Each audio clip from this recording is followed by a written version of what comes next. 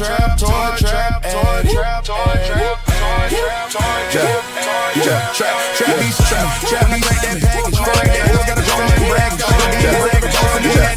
pre-order in the back end. Based on hip-hop comments and play. Now chase where heat like a dope boy trapping. Reno on the mic, bring the pressure, bring the static. The plus the crack fiend, got the Lexus acting. Stew in the cup with the facts and the flavor. One drop, one way, got the whole room crazy. All that clean in the bubble, 2 seconds is limited. Running my hands, don't take it. Call it obsession, I call it a mission. Stacking on the shelf like a fucking addiction. Real ones know when the box is the kitchen. Toy trap on the screen and the glass start cleaning.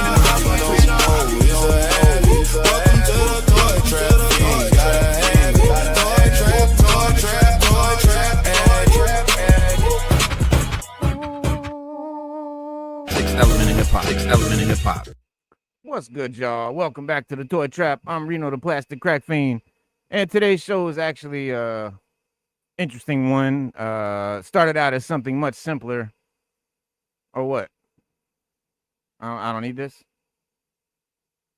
It's not really doing anything. My bad. Okay. Word is bond. Well, that's better. I was going through some videos today, man, and I was just looking at some old stuff, and I came across a comic shop tour that I shot at Atomic Comics Emporium in Virginia 5 years ago during the middle of the COVID era. And my original plan was to just go live, on a Sunday, just kind of show the video, hang out, let it run. Most of the people that that watch the Toy Trap have not seen the old stuff from 5 years ago. But thinking about when that footage was shot and watching it, man, it sent me in a completely different direction. Cause it was crazy as it might sound. And I really think that the COVID era was one of the best times, to be a collector, obviously separating COVID itself from collecting during COVID, right? The pandemic sucked. People got sick. People lost people. Businesses suffered. The whole world was turned upside down. But inside that terrible period, there was this strange little golden age happening. This silver lining, if you want to call it. Everybody was home, right? People had started becoming collectors, hobbies, old hobbies. People had more time on their hands. And again, people rediscovered things that they hadn't thought about in years. Comics, toys, cars, videos, games, collectibles. Basically, in general, just suddenly became an escape from everything that was going on outside of the house. And I was really, heavily into comics when all this happened. I was buying action figures just mostly to pose in front of my comics. And I hadn't really become an avid toy collector yet.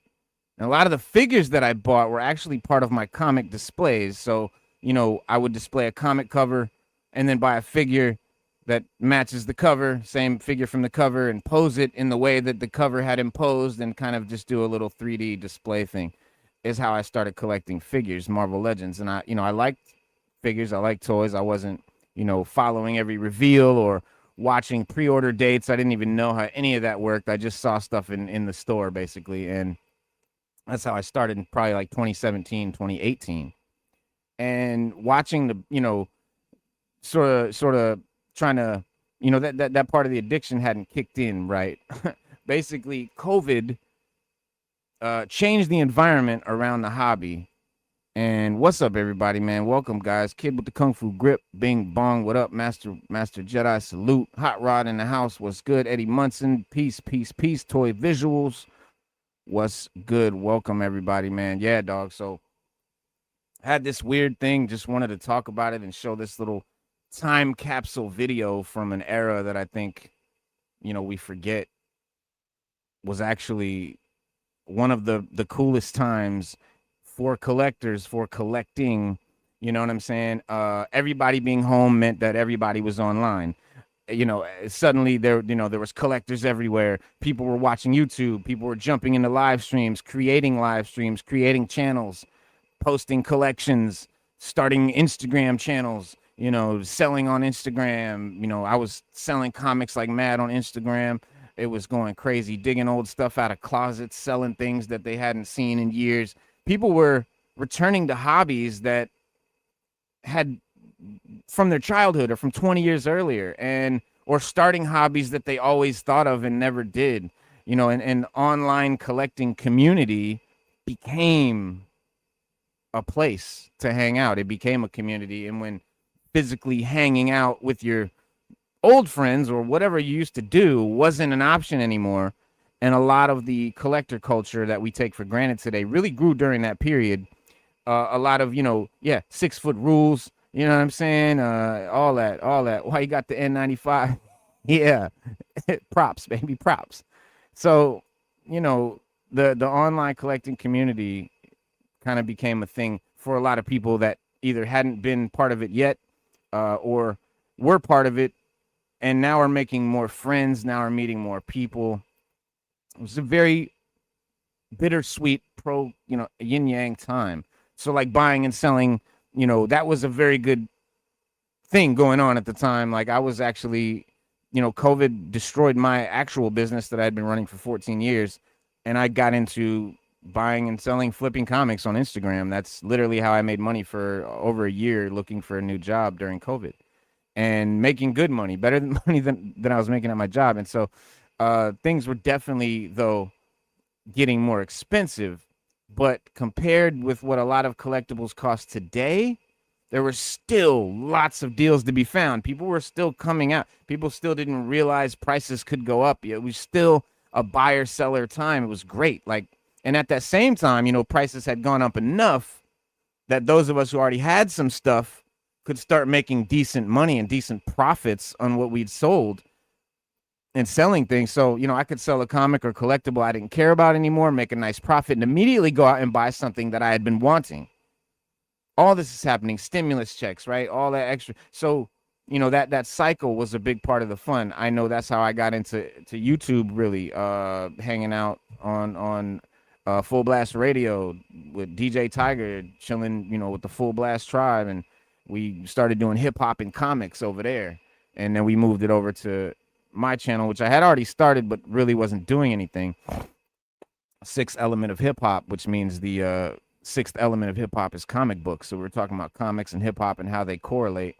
And it kind of grew from there into just straight up comic collecting and comicdom, and which grew into collecting, which grew into toys, and now is where it is, the toy trap. So, but there were so many sellers that you could negotiate and find opportunities, right? People were cleaning out collections, changing their hobbies, deciding what they would rather have, than some cash or whatever, and you could sell something that had gotten hot and then use that money to buy something else before its price took off. And you could, if you were in the know, you would realize, okay, this MCU movie's coming out. This character's going to be in it. That comic's going to be hot. Get their first appearance now before anyone else finds out that this trailer's going to drop. That was the hustle, and it was beautiful. It was a fun time, man, and people were making good deals, making good money, getting great collections. People have built collections off of COVID, like straight up and down, are full blown collectors now off of COVID, that era. Profit, what up? And with comics, that was especially crazy because back issues were moving, key books were climbing, first appearances were getting attention just because of their movie, stuff. And it was just a casting rumor, a movie announcement, the possibility that some obscure character was going to be showing up in the MCU. All of this would send people on a frenzy for that book. And, books that had been in 50-cent bins were now going for hundreds. It was great, man. Like if you were there, if you were in the mix, it was actually something crazy going on that really distracted us from the nightmare that was happening outside our door. And sometimes, you would check the price, see if you already owned it. Oh, okay, boom, I know that's going to be valuable. And, it just collectibles boom during that time was really beyond our own little circles, too. Heritage Auctions reported $181 million in comic and art sales in 2021, where they only done half that, like 90 million the year before. So it was Certified Collectibles Group, CGC, CCG. Interest was peaking. Collectibles, unlike anything that had been experienced in more than 3 decades. So there was plenty of speculation, and there was absolutely bubbles that eventually came back down and busted, and people lost a lot of money too. So there's no question that a huge amount of new money and attention was definitely spinning around and going nuts during this time. And so I want to show this little video of this tour that I did during that time. It's really cool. Is what made me have the idea to talk about this. So, but it made it interesting, man. If you already had a collection, you know, you could really get on, and the hunt was different too now, right? Because you couldn't just get out of the house and go everywhere, or if you did, you had to be masked up. You had to have sanitizer and shit, right? Remember that? Like you just going to Walmart or a comic shop, you know, was an outing. Like, oh shit, like, you know what I'm saying? Like, and been sitting inside staring at the same place for days and days on end. You know, you might really need groceries, but you can't, you know what I'm saying? You definitely checking the, you know, other shit while you're there. And going to an LCS was even better because you could walk around without necessarily, you know, knowing what you were looking for. You could discover a comic, a figure, a statue that you didn't even know existed, and nobody was really there. And it's sometimes, you know, then something that, you know, online shopping has never completely replaced for me is, you know, going to them LCSs. And at that time it was crazy. So online, you know, you start, you know what you're searching for, and you know, but a good comic shop, you can walk around and you can hunt and you could dig through the crates, as I call it, and see what you see and pick something up. Oh shit. And there was a lot of that going on in this video I want to show y'all, and it just brought me back, man, and I wanted to bust it up, man. So, and right in the middle of all of that, this is when G.I. Joe Classified happens, right? So G.I. Joe Classified comes out 2020. Suddenly one of the biggest properties from my childhood is now back in modern 1/12 scale. Already like the Marvel Legends I was already into. And G.I. Joe was not just a property I liked, like Marvel. Like, those characters were part of my childhood, right? You know, Storm Shadow, Snake Eyes, Cobra Commander, all the whole, you know, everybody, the whole, that was literally from as far back as I can remember until I went to middle school or whatever. Like, so that was different from buying figures to complement comic displays. Now the figure itself was something I wanted. My childhood was coming back in a scale and a detail that I was collecting as an adult with a, you know, modern articulation, sculpting, accessories. I went nuts. So, you know, you get Snake Eyes, you get Storm Shadow, you start getting retro card back dudes, and it just exploded from there. The timing was phenomenal. What up, Reggie's? Oh, absolutely, bro. Anytime. What up, Raw? What up? Raw, you got my... Okay, cool. Yeah, man. So yeah, once that door opened, man, it led to everything else. I started paying more attention to the reveals, following the different companies, thinking about displays, discovering, you know, whole lines, action figure lines that I probably would not have paid any attention to before. Right? Looking back now, Classified did all that. G.I. Joe Classified really came at the perfect time because of that COVID era. I think made it. I wouldn't have even probably discovered it, to be honest, like a lot of people. So, you know, I can draw a pretty straight line from the collector I was before COVID, during COVID, to the plastic crack fiend sitting before you now in the toy trap today. And it just bring back, you know, a lot of memories of, you know, so I wanted to show this old Atomic Comics Emporium footage that we could sit here and talk about what collecting was like 5 years ago.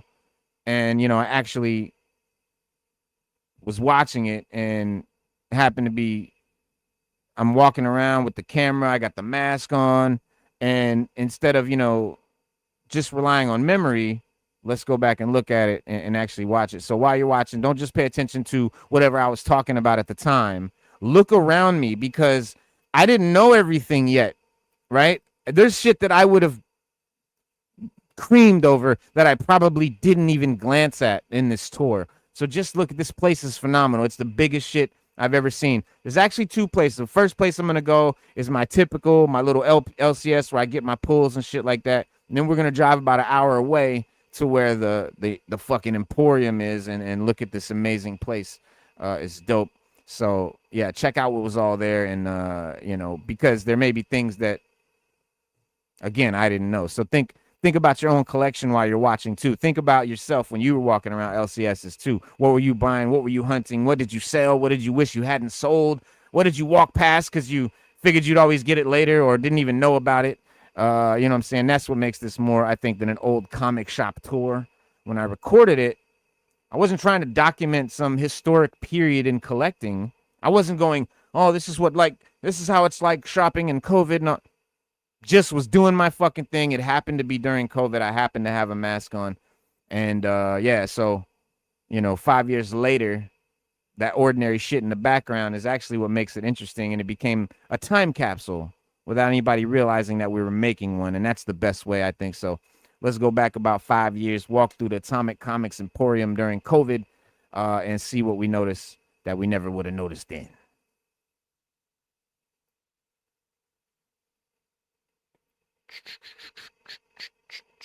Let me see. I'll do it this way. No, we'll do it this way. I'm going to mute myself so y'all can hear it good.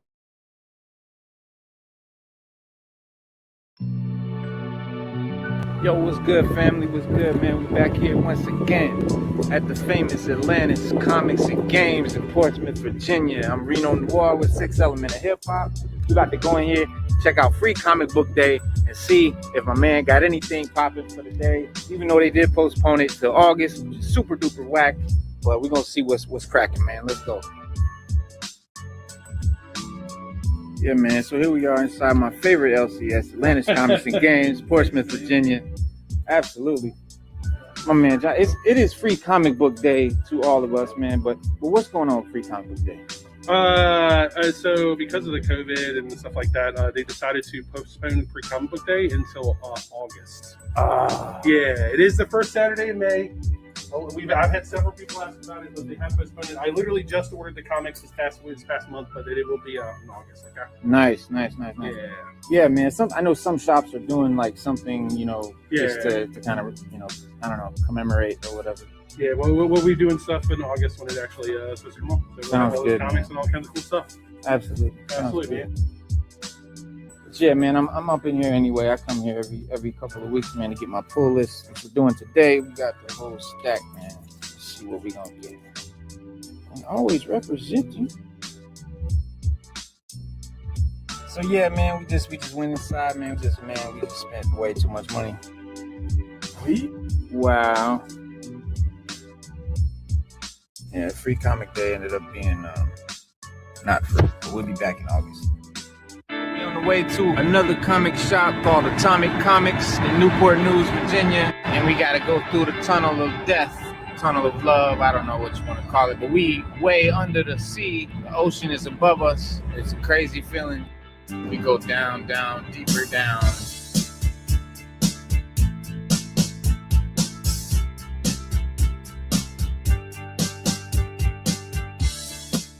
Oh, so here we are, man, at the Atomic Comics Emporium in Newport News, Virginia. Established 1985. Look at this joint. That's what I'm talking about.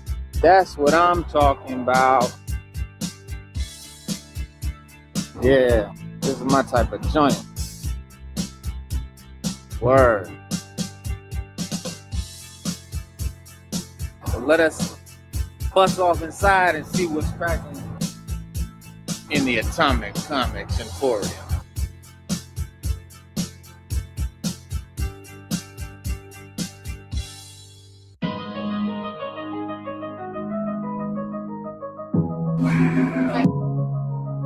This is what I'm talking about,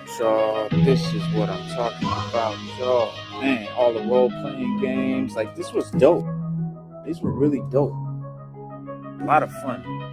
Star Wars role-playing games. Yeah, it's like a $50 book right here. And then, of course, you got your classic Dungeons and Dragons and all of that good stuff. And oh, nice. Check him out. Lord of the Rings figures on deck. You got board games. Oh, wow. These are really old school D&D maps, old school magazines and whatnot. And then you got your Magic the Gathering cards, which is a dope. I have a big collection of Magic the Gathering, actually. I've never played it in my life. I just really love, the way that the artwork is on them and everything. They're just really dope looking, and I just went nuts just collecting a whole bunch of them, but they're a lot of fun. And look at this. Wow. Check him out. These are old school. These are old school. Oh, wow. Look at that. Gold Key, Green Hornet, Weird Science, Jimmy Olsen, The New Gods, Spectre, my man Stu Dog. You would be in heaven, my brother. I mean, look, bro. Listen, this shop don't play. This shop don't play. This is a big boy store.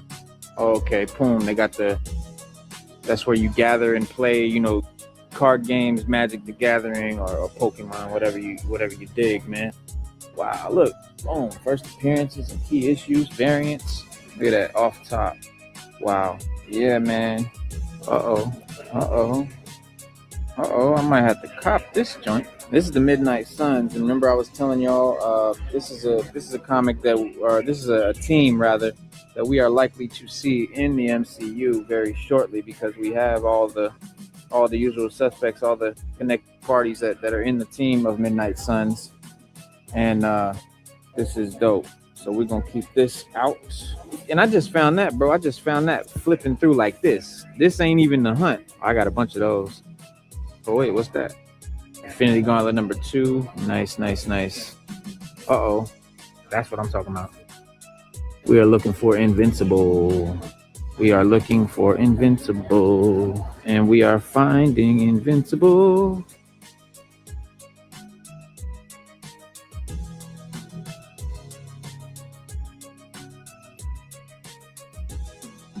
Your boy has scored. Yeah, I'm in heaven right now, y'all. I'm in heaven right now. Ghost Rider and Cable number 1. Y'all know Cable is, if not my favorite, my second favorite behind Wolverine. And they don't play, man. They got the nice Mylar bags. Let me break something down. Look at this little baby little section right here. Oh, we ain't even cracked the surface yet. Comic Crusaders, Almega, brother, Almega.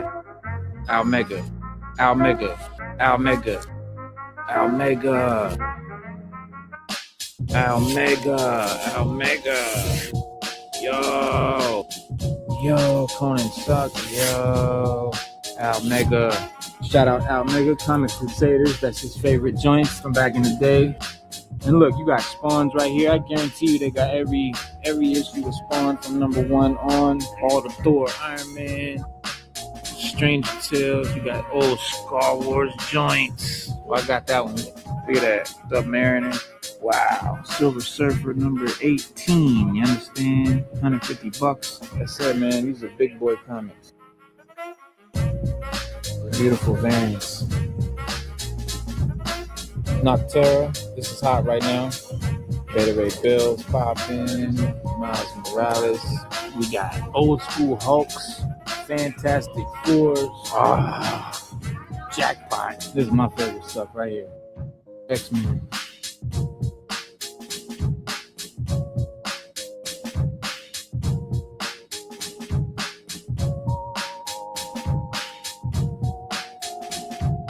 Let me tell y'all something. Do not come to Atomic Comics broke. You will cut your own throat. Wow, look at that first issue. Shogun Warriors. Old Spawn joints. Oh wow, look at these prints.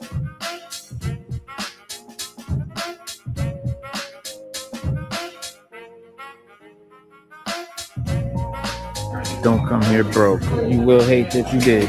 I saw this thing popping and tripping the dog out on the video. That was crazy. Yeah, we got the Scream joints. So here goes the Big Daddy case.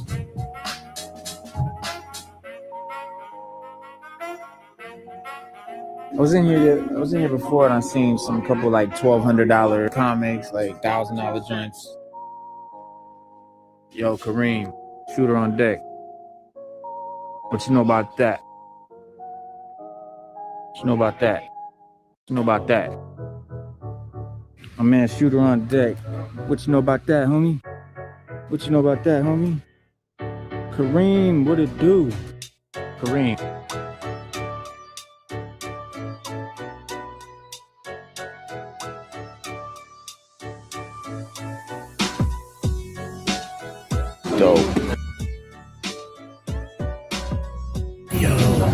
Remember these? Oh wow, they got the OG GI Joes. These are the OG GI Joes. Got an old yellowed out Storm Shadow for $40. Got a dope Zartan. Looks like he's fully intact on top of the little Zartan thing. Yeah, that's a good price, $90. Okay, they got the OG Star Wars figures. I had these as a little kid. Still got a bunch of them somewhere, but yeah, I used to play with that when I was probably like 3 years old, 4 or 5 years old.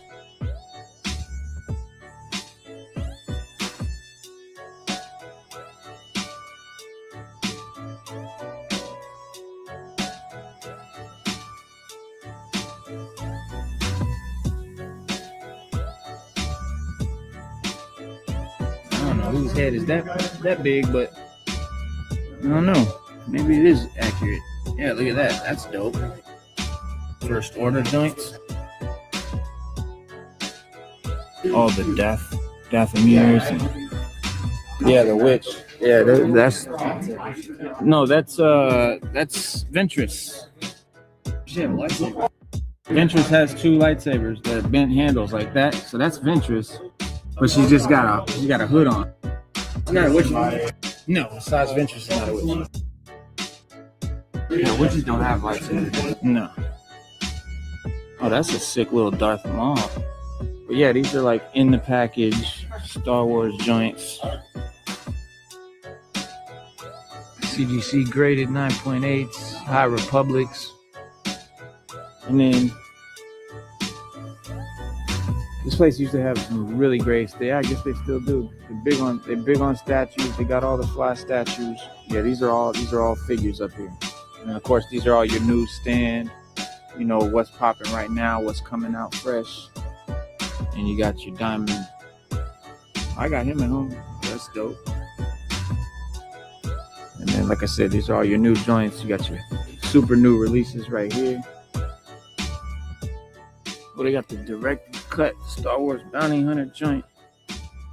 The all black Boba Fett costume right there. It's dope. I might have to pick that up right now.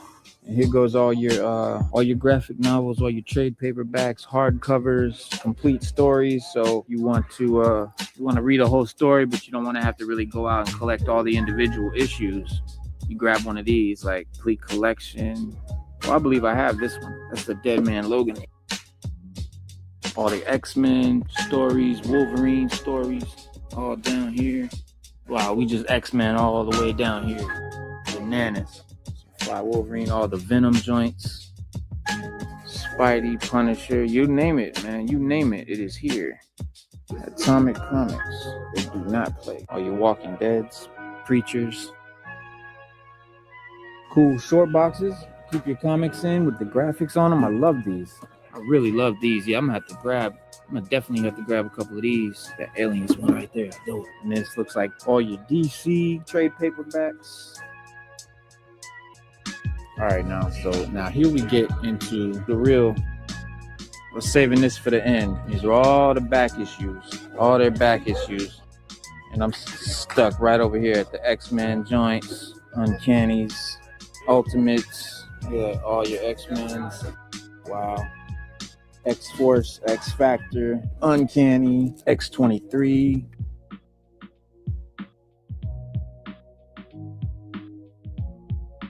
All the Wolverines. So y'all know I'm real partial to X-Men and Wolverine. So this is just better than porn. This is man. All the Ultimates are dope. If y'all don't know, the Ultimate Universe was one of the coolest, better story or better sections of comics that Marvel did. That was a really cool time. Different. Swamp Things, Superman Adventures, Suicide Squad, Static, Star Wars, Miscellaneous, Vader, Web Ofs, all your Spideys. Ultimate Spider-Man, Amazing Spider-Man, Spider-Man, Web of Spider-Man, Spider-Man 2099, Spawn the Impaler, I don't even know what that is, looks bananas, and of course Spawn, Secret Empire, Secret Invasion. Oh wow, right there, number 1. And this is gonna be huge when this pops. Sabretooth, Rick and Morty, Robin, all your Punishers, Punisher 2099, Punisher Miscellaneous, War Journals, War Zones, Stu Dog, they got your Power Rangers, Nam, Morbius, that's about to be big right now, and the movie drops, Micronauts, Master of Kung Fu, all your Marvel team-ups. These were cool. Marvel would do, they would put together like 2 popular heroes like Spidey and Iron Man and make dope issues out of it, you know. Oh, that's a nice, yeah, I remember that one. Marvel Comic Presents, they made some really great Wolverine stuff. Really cool art style in these. I really like how they draw Wolverine in these comics. Cool, like look at that.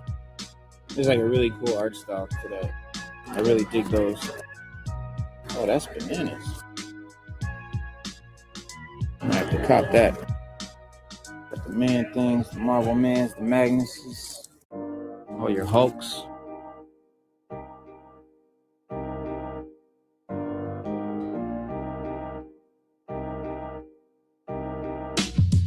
If you're not reading Immortal Hulk right now, you are not doing comics right. Get up. One of the best things in comics right now, Immortal Hulk, no question. No question. All the director's cuts, future imperfects, you know, and then of course they go back, they got the old joints, classic Hulk joints. Harbinger from Valiant Comics. Harbinger is one of the dopest joints out. One of the comics that got me into doing this channel. Y'all know the story. Nas lyrics. Guardians of the Galaxy. Groot. Green Lanterns. Nah, they don't play, man. They got, it's DC in here. Image, Valiant, you name it. Every publisher. Ghost Riders. Fantastics. Oh, that's dope. Foil versions of Berserker. Variants. Foils. Oh, wow. Look at that. Berserker number 2 in the foil and in the matte. Last Ronin. Issues 1 and 2. Variant covers. I must reiterate again, do not come to Atomic Comics without your wallet.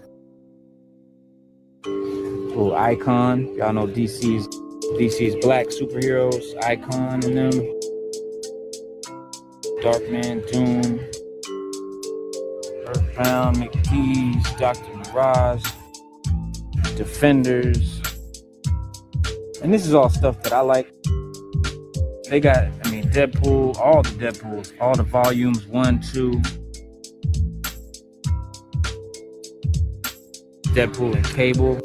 That's my joint right there. Daredevil.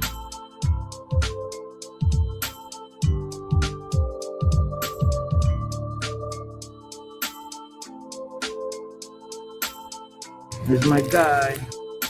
Let's see what we got.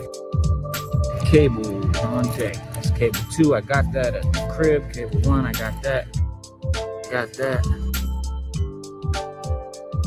You know, I got the number 1s, but I don't have none. You know, a lot of the other ones. So, you know, this is a place to be. This is where you come for all of that. Wow, look at these. He's been here a minute. They do have a lot of poly bags, but they also have a lot of Mylar bags, which, you know, you can look up the difference between your poly bags and your Mylar bags. Obviously, Mylar bags are going to last you a lot longer. Your poly bags, as you can see what happens here? See how that happens? All that crustacean, they kind of fall apart. Well, that happens over years with the poly bags. The Mylar bags last decades longer. Yeah, Blade. Oh, wow, they're out of Blade. Yeah, Bone. I'm sure they're not out of Blade. They have a lot of sections here. Oh, there's a Bone number 1. Yeah, man, that's nice.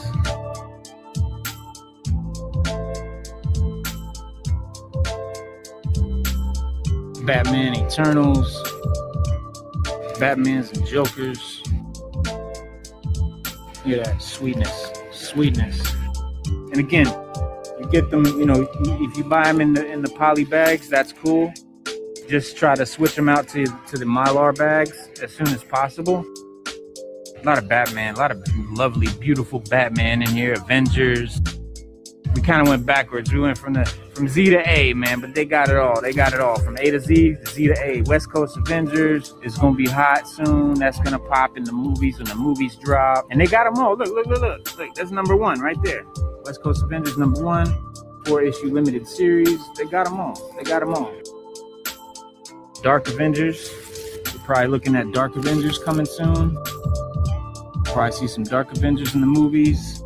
Won't that be dope? Deadpool, regular Avengers, Aquaman, Alpha Flight, A-Force, numbers like 300. You got 300 right here, 1602, 20XX, 52, the new 52s, countdowns, 100 bullets. So yeah, man, look, High Republic. Oh, they got the new Vampire Masquerades. That's gonna be dope. John Walker, U.S. Agent, Transformers, True Justice, Marvel Voices, Rick and Morty. All right, y'all. Something is killing the children. Now, this is what I'm talking about. I'm looking for these right now. If y'all got any lines on the Something is Killing the Children books, I'm at that. In fact, now, y'all have had enough time to check it out. Now it's my turn. So I'm going to put the phone down and really get into it and really see what I can find. And I will be back and let y'all know how we did shortly. Peace. Yo, thank you everybody for watching. Please tell me what you thought about this video down in the comments. YouTube loves to know that people are engaged. We want to pump this channel, man. We want to get it out to as many people as possible. So we need all the likes, all the shares, all the subscribers, and all the comments you can leave down in the comment section. Chat when it's live. Let's push this thing, man. 1.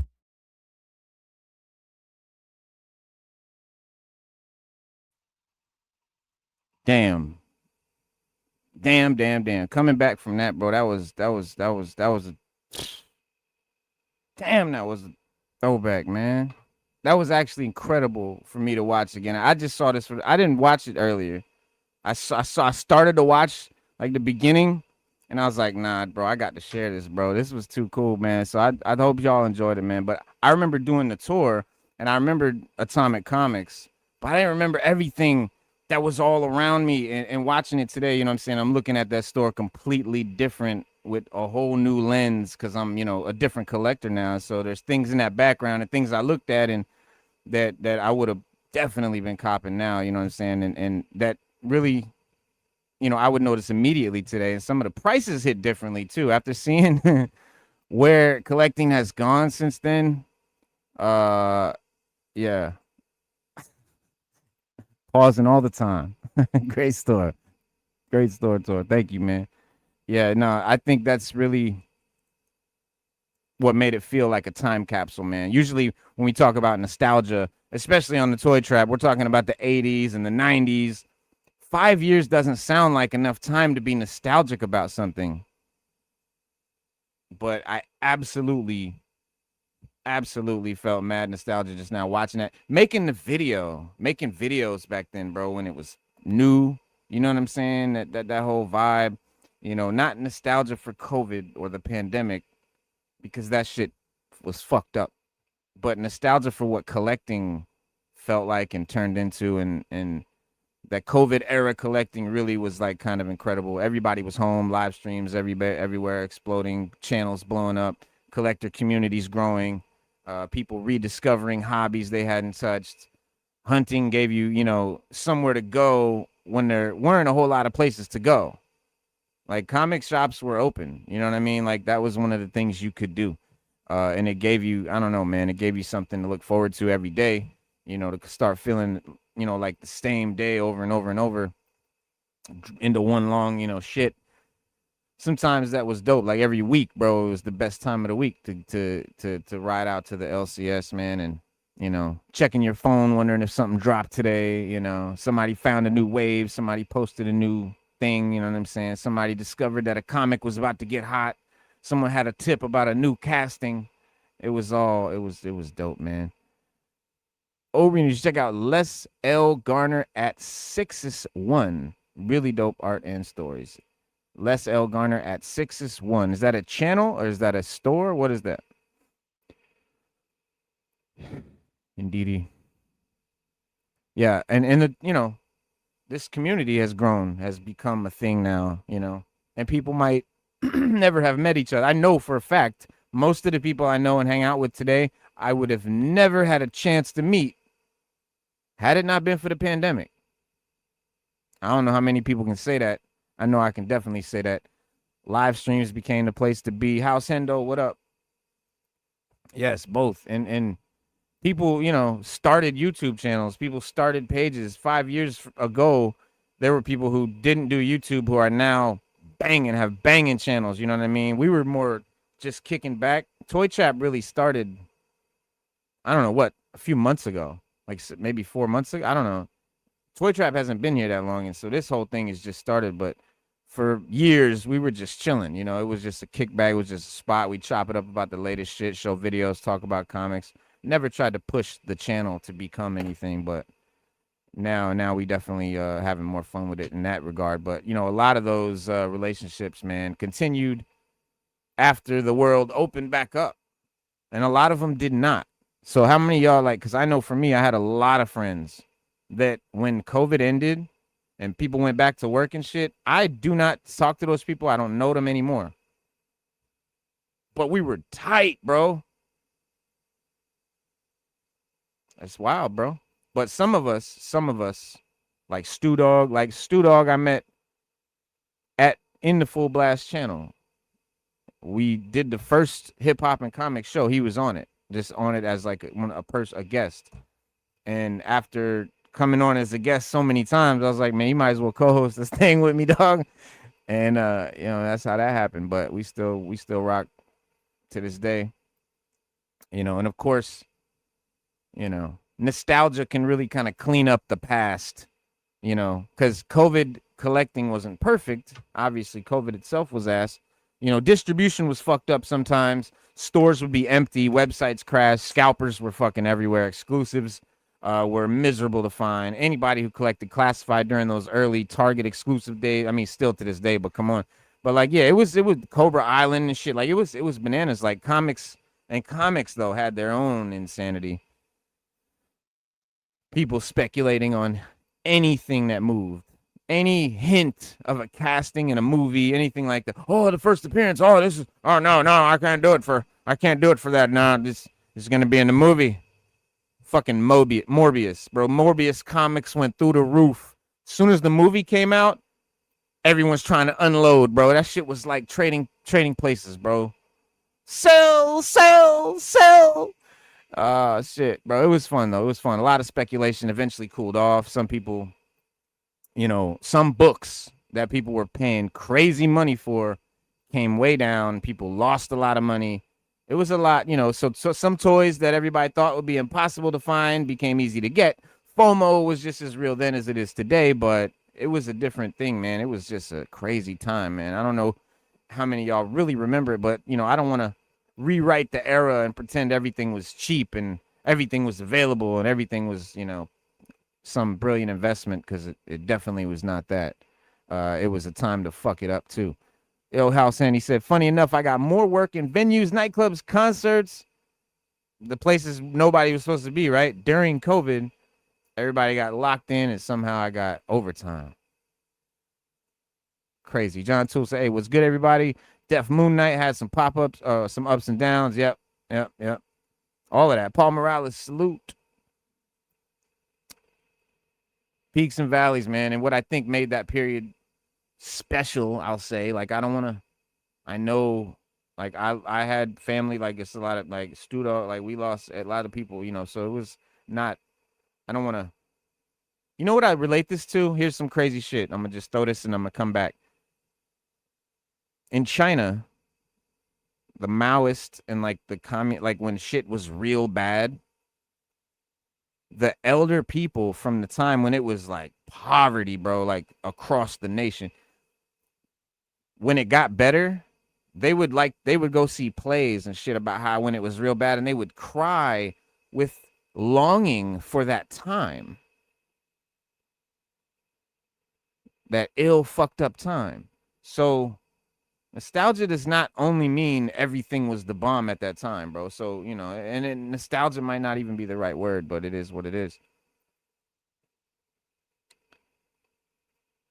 I wish I was going ham on IDW G.I. Joe then, because shit is crazy to get now. That's what I'm saying. Like, that's the crazy thing. It was a time to fucking really get on.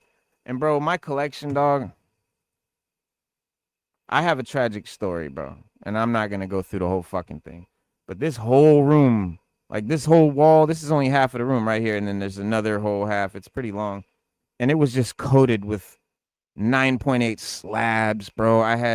If you go look at some of my old videos, you can see a lot of it. It was just comics everywhere. Beautiful shit. Like all the peak shit from my childhood, all in 9.8. Like I had a beautiful thing going. First appearances, all the keys. Because I was hustling. I was buying and selling on Instagram. So I was getting deals and I had amassed some beautiful thing. Jobs wasn't landing. Shit wasn't working out. Shit was falling through. Shit I tried to do wasn't working because I had ran a business for 14 years. The pandemic, the global economy, as I dealt with international banks and high risk shit that was not really super above, like, so all that shit shut down. Like the whole industry I was in, it was a big industry, like it was all a bunch of us, but we would get high risk merchant accounts for people, and that whole shit died after 14 years of steady, nice income. Almost passive, not a lot of work to do. Great thing. COVID destroyed it. So the comic business, I start hustling. Eventually it gets to a point where the bubble's failing and I start to see it collapsing. And some guys that I knew were starting an app. And I said, man, you guys are going to fuck shit up. And it was Whatnot. And Whatnot ruined the game. There's still guys that do it, sell on Instagram, guys that couldn't let go and shit. But for me, if I wasn't profiting $800-900 a week, it wasn't worth it. So all of a sudden now I see it's going away and I'm still nowhere close to getting an employment. So I start selling off my shit to pay bills, bro. Worst thing that could ever happen to somebody, you know, but that had happened for so long that all my real good shit, all my expensive comics got sold. Got the good job, but now prices are through the roof. Shit that I paid nothing for before COVID, long boxes full of amazing shit. Now you can't even afford it. So I'm not finna sit here, bro, and try to reamass. And there was shit I couldn't get back, bro. Signed shit. So I got more into toys, classified start, and I had passed on the Hiss Tank. I'm like, fuck it, I want that Dragonfly, I want that fucking Rattler, I want that fucking Snowcat, I need all this shit, bro. And I went ham in that direction. And all this here happened after the bubble. After I sold off my comics, everything you see here happened. There was a shelf. Go look at my old videos. That corner shelf, in that corner, that piece right there, that's that corner piece. That's the only thing that was here. All this shit, all this over here going that way, all that down floor to ceiling, all that is new. All that is since then. And it's fucked up. 3D printing blew up. Less streams Wednesday afternoon, draws live. Okay. I know someone that was going crazy with the prints during COVID. It was a great time, man, because people were closer and can relate to a shared experience. That's a lot of what it is too, you know, that. But just, I think, you know what I think it is too? All the bad shit. There was some shit that because it was so bad, when it was good, it was so good, right? It's that silver lining shit. So like, you're longing for that shit. Of course you're not longing for being starving and blah, blah, blah, blah, blah. But the camaraderie, the family, the kindness, the unity, all that shit that went on, that good feeling, all that shit, whatever. That's what you're nostalgic for. And it doesn't happen when times are just good. When everything's normal and good, people are dicks to each other. Well, look at it, bro. You remember 9/11? You want to talk about nostalgia? You remember 9/11? I'll take it way back. I'll take it back fucking damn near 30 years, bro. 9/11, I vividly remember every single American like this, bro. Fucking, I don't care if you were a goddamn right-wing racist Nazi or if you were a left-wing, like, straight up whatever. That didn't exist. No one talked about that. Even, bro, I saw people that, bro, man, I saw racism go away. The only racism that came was against Arabic people, which was fucked up. But everything else was crazy. So you look back at 9/11, worst time ever. It was also the greatest unity, I think, was the greatest unity hands down I've ever seen in America in my lifetime. Hands down, and I don't think we'll ever see anything like it again, maybe. Unless, God forbid, I hope not, right? But, yeah, you're right. Shared experience. Unity, bro. Yeah, they shut down the big places, obviously, but nightclubs and vacation spots, private events were still popping, just lower capacity numbers still paid the same, though. You got to get your money, Brandon. People had to make money. I mean, coincidentally, I'll open up my Whatnot store. Yeah, Whatnot, bro. It completely took over the game. Completely. Couple took 24-hour Walmarts, and I'm still bitter about it. That was a good, yeah. A lot of shit, bro. A lot of shit is no more. Same thing with, like, you know, certain eras, bro. 9/11. A lot of shit is different. Remember pre-9/11? A lot of people can't even remember how it was. With all the COVID madness going on, I have CPOD from birth and never got it. Truly blessed. You are very lucky. John Toole with the 100 jewels. Thank you, sir. I don't know what they do. I don't know anything about the jewels, but I appreciate it. Reggie Hicks said, Paul Morales, how's it going? I started my channel during COVID. Basically, I did too. M3, there he is. Reggie, what up? Yep. Only time before that was Pearl Harbor, but that was a military target. Yeah, right. Nothing unifies like tragedy. Be happy nobody can take that from you. May try, but water off a duck's back. A duck's ass. My bad. So just hit different, but smaller national vibe. Yeah, I mean. Now, so there was, if you compare that now to 2026, right? The COVID era with collecting, I don't think collecting is worse today. I don't think it was necessarily better then.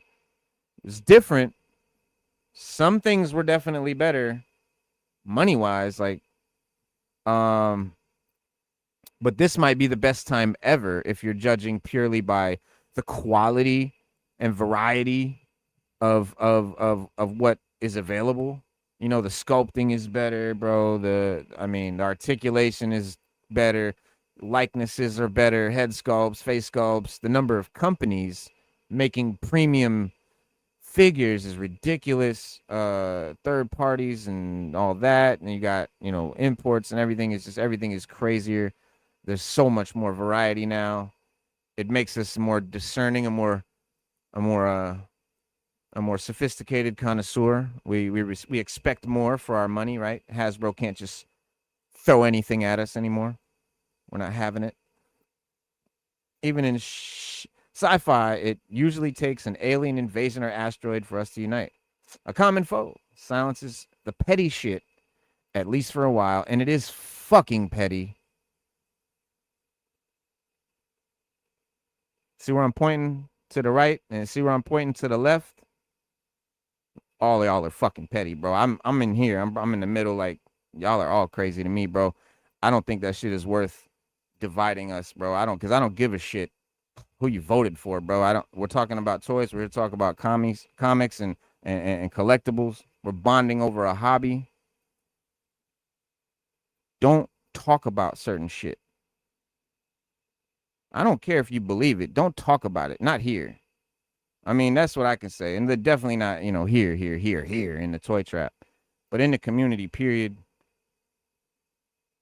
There's other platforms for that. Totally. Go fight for your fucking whatever. But here, I think we're talking about, like, plastic crack. Have a good time. At least that's what I say. But, fuck do I know. But the problem is that all of those companies, right, all these new guys and the old guys and the Hasbros and the Valaverses and the Savage Crucibles, everyone wants our money right now. All of it want at the same time. Classified dropped something, Marvel Legends dropped something, Four Horsemen dropped something, Savage dropped something. Imports are going up for pre-orders. It's constant now. You have to kind of pick now. And so, you know, then some company you never heard of makes some incredible, and it's somebody, you know, sends you a picture and you're like, fuck, now I need that shit. InArt comes in with the goddamn absolute Batman, and you know what I'm saying? It doesn't matter. Like, there's always something. So the amount of good product available in 2026 is almost a problem in itself.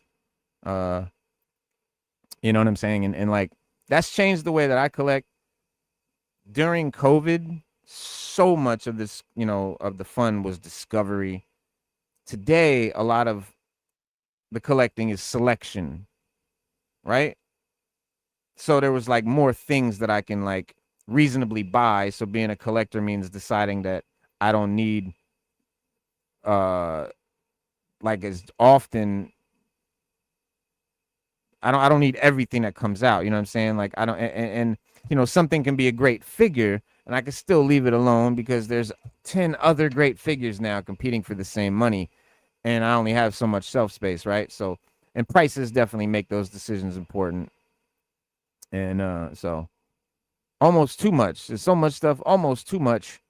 It really is. I agree, Reno. These figures are awesome, and people like you, Reno, and others has opened up a whole new world for me, big time. That's what's up, Reggie Hicks, man. And welcome to the party, pal. You know what I'm saying? That's a great thing. Beautiful thing. So much dope ish on 5K toys right now.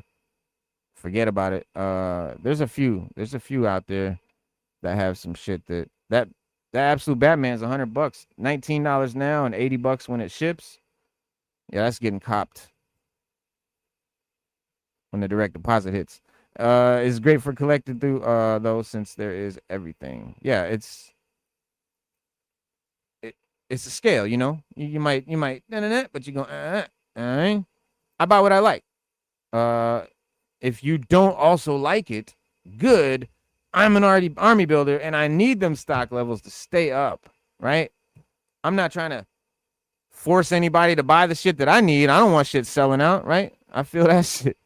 M3 makes you Tony said, I've been cherry picking figs, toys, comics for a while, and I'm not really a completionist. I'm happy with that. Yes, I'm happy with that too, Tony. I feel for a completionist, bro, especially classified, man. Y'all got, what is it, 230 things now?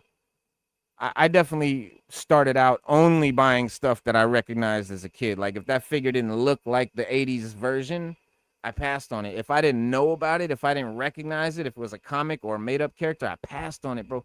I don't have Parth Varna. I fucked up. But hey, you don't know what's going to be hot and you don't know what's going to be not. So you just got to collect what you like, and that is what it is, man, at the end of the day. So, but yeah, I mean, prices, you know, it doesn't mean collectors have stopped buying just because the prices have gone up. We're still kind of spending the same, but I think we're buying less of certain things. I know for me, I'm buying a fuck ton less Marvel Legends right now. A lot barely any Star Wars Black Series, which was I have a huge collection of, which you can't see over there. So I'm eventually gonna redo everything. You'll be able to see way more in a few, but there's a lot more, and you know, you gotta discern. So. But yeah, I think when the price becomes more expensive and the number of choices is increasing, then you start thinking differently. Is this something I really want? Can I wait? I don't really need this, bro.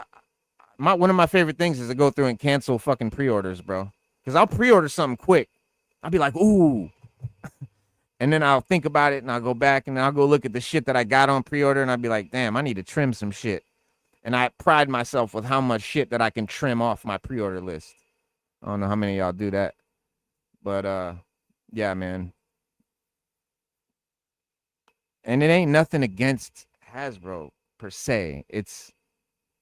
There's just more to choose from. And that you anything, supply, demand, all that, you know, you start giving motherfuckers variety. It's like anything, even on the block. More dudes start popping up, money start getting thin. You know? But right now it's like I was going so hard, bro. I bought doubles of shit. I would order something on Entertainment Earth and Big Bad Toy Store and Pulse just to see which one popped first and then cancel the others. But sometimes fuck up and not cancel some and then get doubles. And I was like, bro, I got to slow down, bro.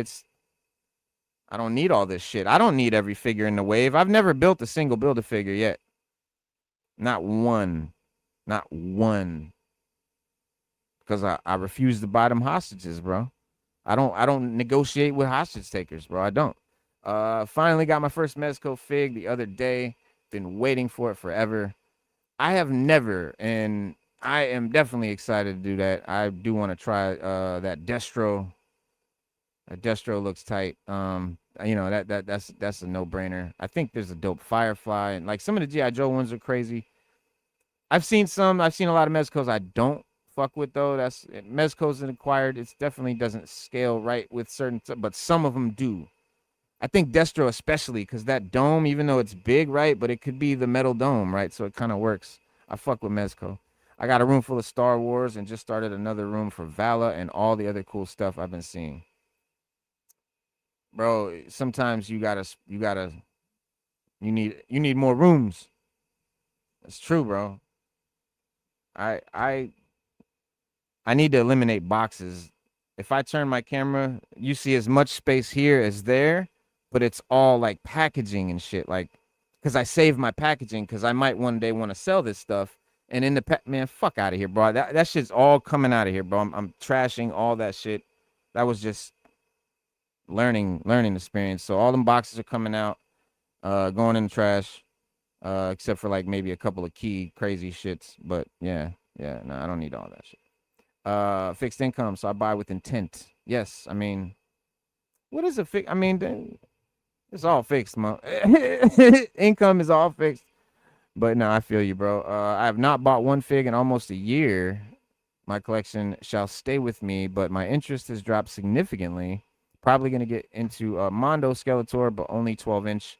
No more 6-inch for me so far. Yeah, I mean, I know a lot of people that go Mondo, they go 12. And that's the thing with Mondo and Hot Toys. I can't fuck with it unless that's all I fuck with. Right? That's because my budget is only so big. And I'd rather have a whole team of X-Men than try to spend $500 to get fucking Cyclops. Like, yeah, I'm not there yet. Like, hopefully one day, maybe, wouldn't that be cool? If I could have a whole shelf of none but Mondos and Hot Toys. Wow. Fighting for your money, you have so much, some gotta go. Somebody told me something, Gem Mint Collectibles, he was on the show way early on, like, years ago. He's still in the intro videos. somebody made for me also like 5 years ago.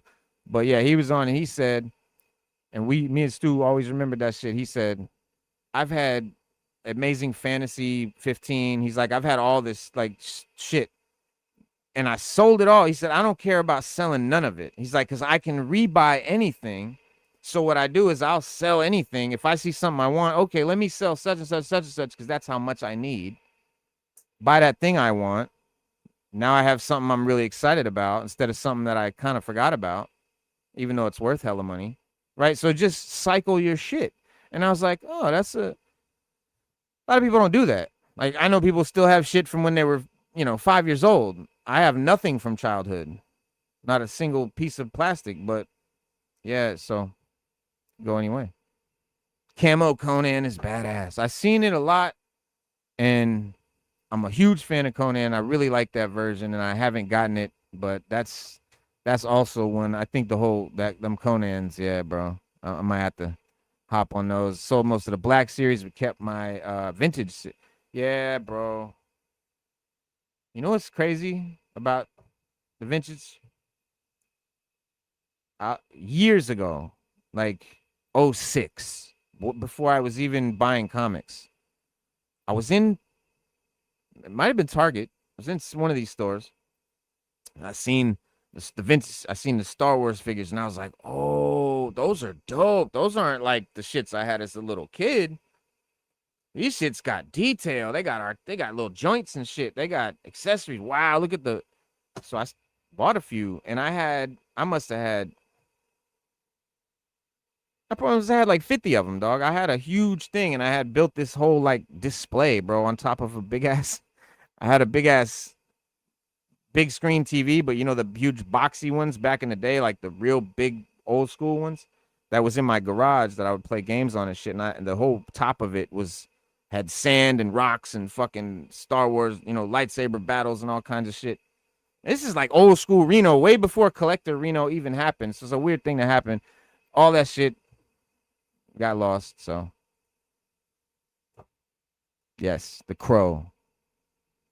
I like to make friends with opposing collecting choices, debates, and your own interests are important to maintain a healthy camaraderie and not an echo chamber with purity tests. Yes, yes, yes.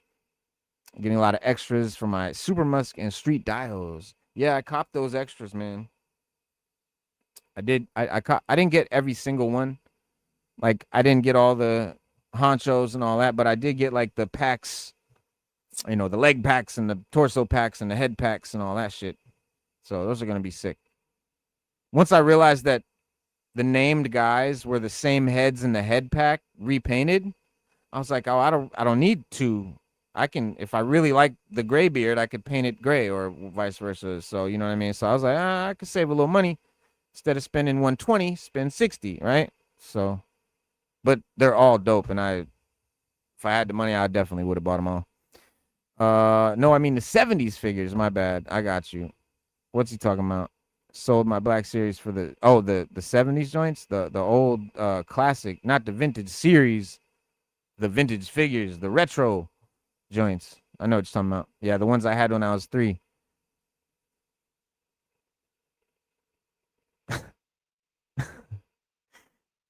Super pause. I'm moving some of my collection this fall. Space and other things. Filled a few containers. Some stuff's got to go.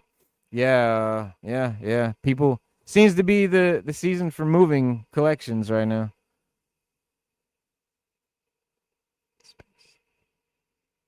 Got to keep the fresh stuff up front.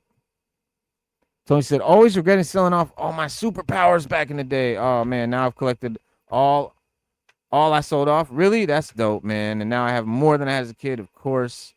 Yes, made a dope display with them, and I love it. Superpowers and Secret Wars, the Marvel shits, was literally my introduction to those characters. At 3 years old, 4 years old, or whatever, my older cousin had some, and they got handed down. And that to this day is why that original Iron Man costume is my favorite like version of the costume, because that was the Secret Wars toy I had as a kid.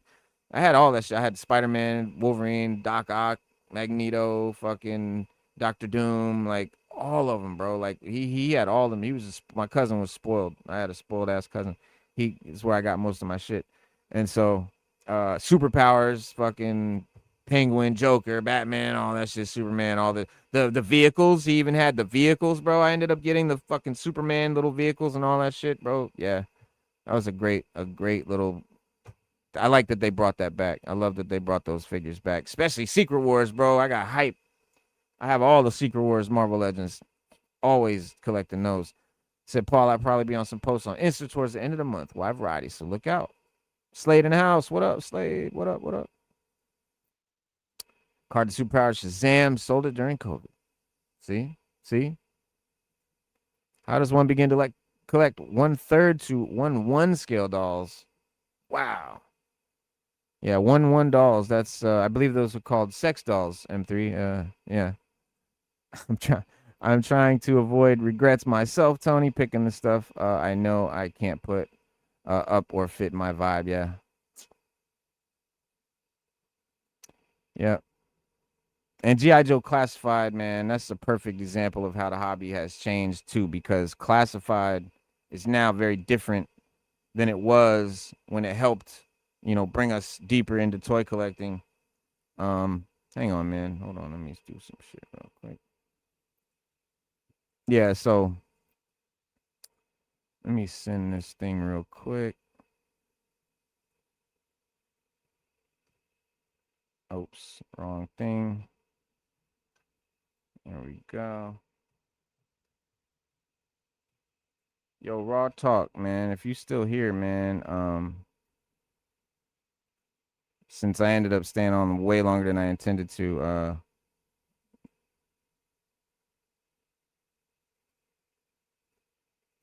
here's the link and shit. If you want to hop in still. What the fuck? I don't know. Why isn't it sending? Maybe never mind. Hold on.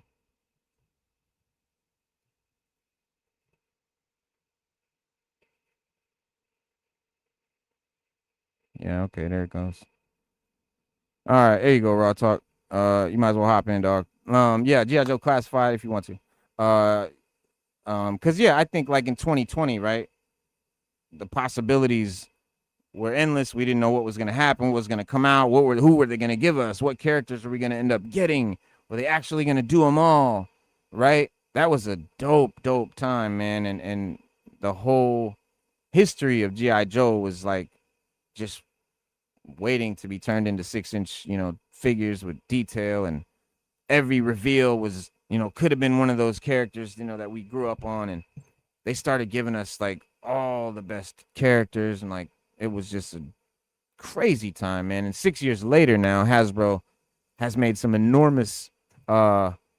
an enormous roster of characters, all the joints and shit. There he is. Yo, what's going on? What up? He said, I'm really want to get back into the new male and female blank bucks. The articulation is dope. Next level for toy companies to step up. Yeah, NPCs and all that good. 610, what up? Peace. Welcome. Yeah. Yeah, man. Yeah, I think Hasbro now, you were talking about the vehicles. Yeah. That's where it needs to go now, since all the characters and figures have pretty much been done. I mean, there's still a few they're going to pepper along, but I think there's still, and then there's some cool characters from the 90s and all that. But here's the thing. No matter how dope the 90s designs are, they still won't hit for our generation like 80s characters do. So no matter how cool that lineup comes out, Yojo June or whatever, if it's not a lot of 80s bangers, no matter how many figures they give us, it's still going to feel underwhelming, which we just learned last Yojo June when a lot of the bangers that we grew up with have already been done, and so it's a lot of new stuff. And we had more figures, more reveals, more product this Yojo June than each of the last years through every one. Like this was like we got more shit this year than ever, and it felt like less. Because I mean, the whole feeling is predicated on who's delivering the information. You got this. I don't know the guy's name. People call him B-Mac. His name is B-Mac or something. Yeah, he's the one running it now. He's the one doing all the G.I. Joe now. Yeah, and his delivery is off, so people have to take time to adjust to it. Him being at the forefront, you know what I mean? Because you're used to, he's different. And that crew, bringing the message and the way they do it, where we accepted it over time. First, it started out for Rocky, but now it's like, when we had him, it was cool. Yeah. But now it's a whole new shift, so it's not that feeling is gone. It's like, it's like knowing that you're going from your favorite teacher in the first grade to second grade, and it's not the same. It's like, you're in the same school, you're in the same type of lunch, you got your friends around you, but it's not the same because the teacher's different. That you're not comfortable anymore. Yeah. You don't know same idea.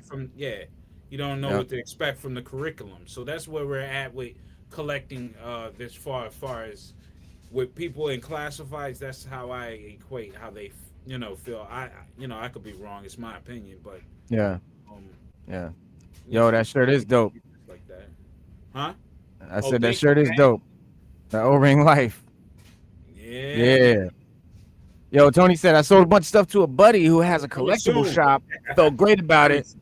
Feels good to purge a bunch of stuff you don't need, especially if you sell them in a spot where others can pick them up and enjoy. That is dope. Dope concept. And yeah, I'm joining that O-ring life Monday tomorrow. That's I why I got a told few O-rings, but I'm gonna have way more tomorrow. no So we're gonna doubt. hop on and talk about some O-rings tomorrow for sure. Facts, facts. And it's just like the overabundance and stuff. Like I have doubles, triples, quadruples, O-ring stuff and other GI Joe stuff. So I chose, hey, what better format to do it than Whatnot, and Yeah. also Macari. So And you sold off all obviously, your classified stuff, right? For O-ring vehicles and stuff. yeah, I sold everything, man, for Yeah. O-rings. Yeah. Um, That's I mean, that's a great, people have a hard time with that because of like a FOMO type thing. But if yeah, you could sell off everything that's not your favorite and spend all that and all your time and effort on the thing that's your favorite, exactly. you're gonna be more happy. Like you're gonna feel like, oh man, I'm missing out on all this other stuff. But trying to reach out with 8 tentacles and you really only got one brain, like it's not. You gotta focus. Yeah, focus. I mean, if focus on what you truly like, a lot of us are impulse shoppers. You see something cool, you're like, oh, okay, we can add that to the collection. But then after you see your collection, you're like, why did I buy that? I didn't really need that. Just like how many Batmans do you really need? But to a Batman collector, Right. they want them all. They gotta Right. have them all. You know what I'm saying? So you collect the way you feel, the way you want to collect. You do that. Go ahead. If you feel like just collecting accessories, do it. If you feel like, what I mean, whatever your heart desires, because it's as a collector, I'm picky about some things, and then other things I can let go without a whim. Like even with O-rings, there's things that I'm like contemplating, like, should I even go further than what I'm going? And should I stay in this realm from 82, 94, and that's it? Everything that I bought after that needs to go. Because really, it doesn't take precedent over these. And even within that realm, it's like, okay, I didn't have everything in this book from 82 to 94. Yeah. I had certain things that me and my brother played with, Right. and those I care most about. Right. So everything else could still go. I don't have to have everything, you know what I mean? But I do it because it's an activity that keeps me content. Right. So I believe for most collectors, it's an escape, but it also keeps them content, and it keeps them happy in a way, and it keeps them away from dumb shit. Yes. I'd Yes, rather that. somebody collect toys than going out there buying drugs and stuff like that. Unless drugs is their hobby. Hey, some people are like, hey, F it. I love this feeling. I want to stay in this realm forever. And they collect drugs. Yeah. So that's their I got life. blue ones, I got pink ones, I got green ones. To us, it's wrong in a way, but for other people, that's their life, and they are allowed to live that life as long as it don't harm anybody else. Cool. Right. Yes. No, exactly. And that's one thing that this hobby, about it hurts nobody. You know what I'm saying? It's a great outlet. It's incredible therapy. If you don't let it get away from you, though, like with anything, it can become an addiction. It can become a debt. You know what I'm saying? Motherfucker, people go, start spending their food money and bill money on shit and start going into debt, taking out credit cards to try and buy collections and shit. Like, yeah, you got to be careful, bro, because it will hook your ass. That's why we do call it plastic crack around here. That is what that means. Yeah. But yeah, I mean, for somebody who's like strongest connection comes from the 80s, it isn't always, the same with when a classified figure comes out. Like, even if it's really dope, if it's from the 90s or if it's a made up character or whatever like that, because them 80s figures, bro, like a 90s character can look dope, it can look incredible. And a lot of these like Ninja Force figures, Yeah. I hated the concept as a kid, like, which I wasn't really into G.I. Joe, but as a kid, I thought fluorescent ninjas made no sense. I didn't get it. I thought it was silly. I thought, oh, this is just a toy company just jumping the shark, basically. Like, now, the Ninja Force Classified are some of the coolest classified coolest looking figures. So, Yeah. It's you're gonna end up buying stuff you might not have liked as a kid or not collected or loved as a kid, but seeing somebody I actually owned, like you said, the ones you owned and played with in '85, when Yeah. they come back, that hits different. It hits a different part of the The psyche. Yeah. Yeah. 'Cause And it's interesting too because a lot of collectors still who buy much more expensive premium figures, like right now, people who just buy, Mezco and Mafex and Four Horsemen and Savage, Yeah. they still buy classified.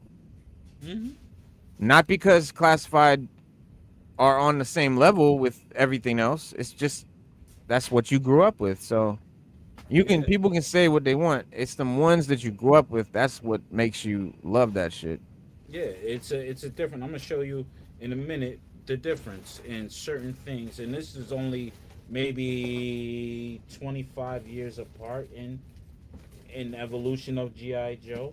Let me do my old school thing and dunk the whole basket. That's what happens when you do too much. Sometimes it pays to lighten the load. Yeah, yeah. New Soundwave is another guy who sells shit all the time. He don't give a fuck. Yeah, it's And just sell the anything. Buy it again. You can buy it again.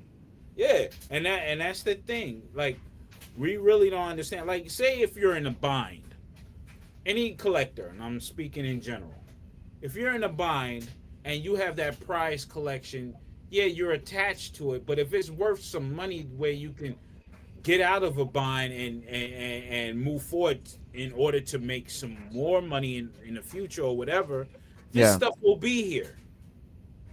It's plastic. Yeah, the value might change over time or what have you, but it's still here. It's not a rush. Yeah. That's why I don't understand. I had to learn that myself. It's not a rush because once you're in the mix, you're like, I gotta get that. I gotta get that. Oh, let me get that. Dude, it's here. It's going nowhere. You'll Right. find it on Macari, Right. eBay, whatnot. You'll find it somewhere in your local LCS.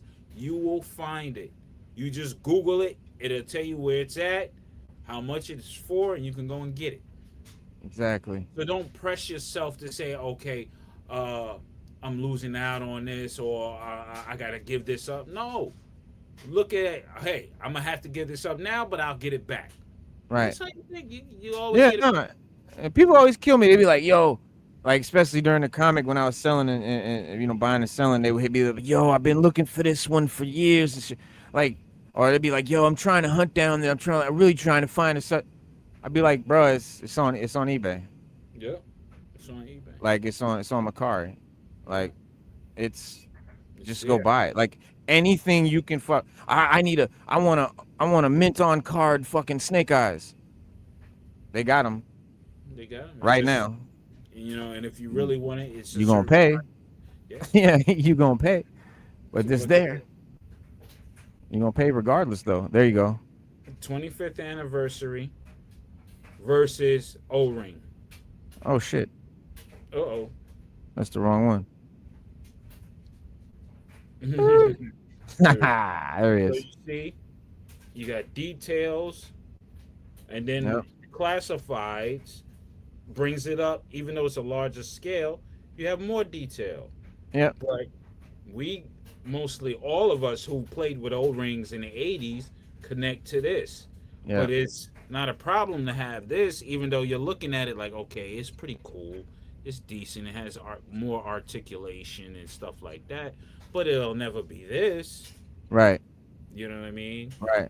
So, I mean, you pick your poison. And, either way, you're going to have some symbolic, or let's say you'll have some type of G.I. Joe somewhere.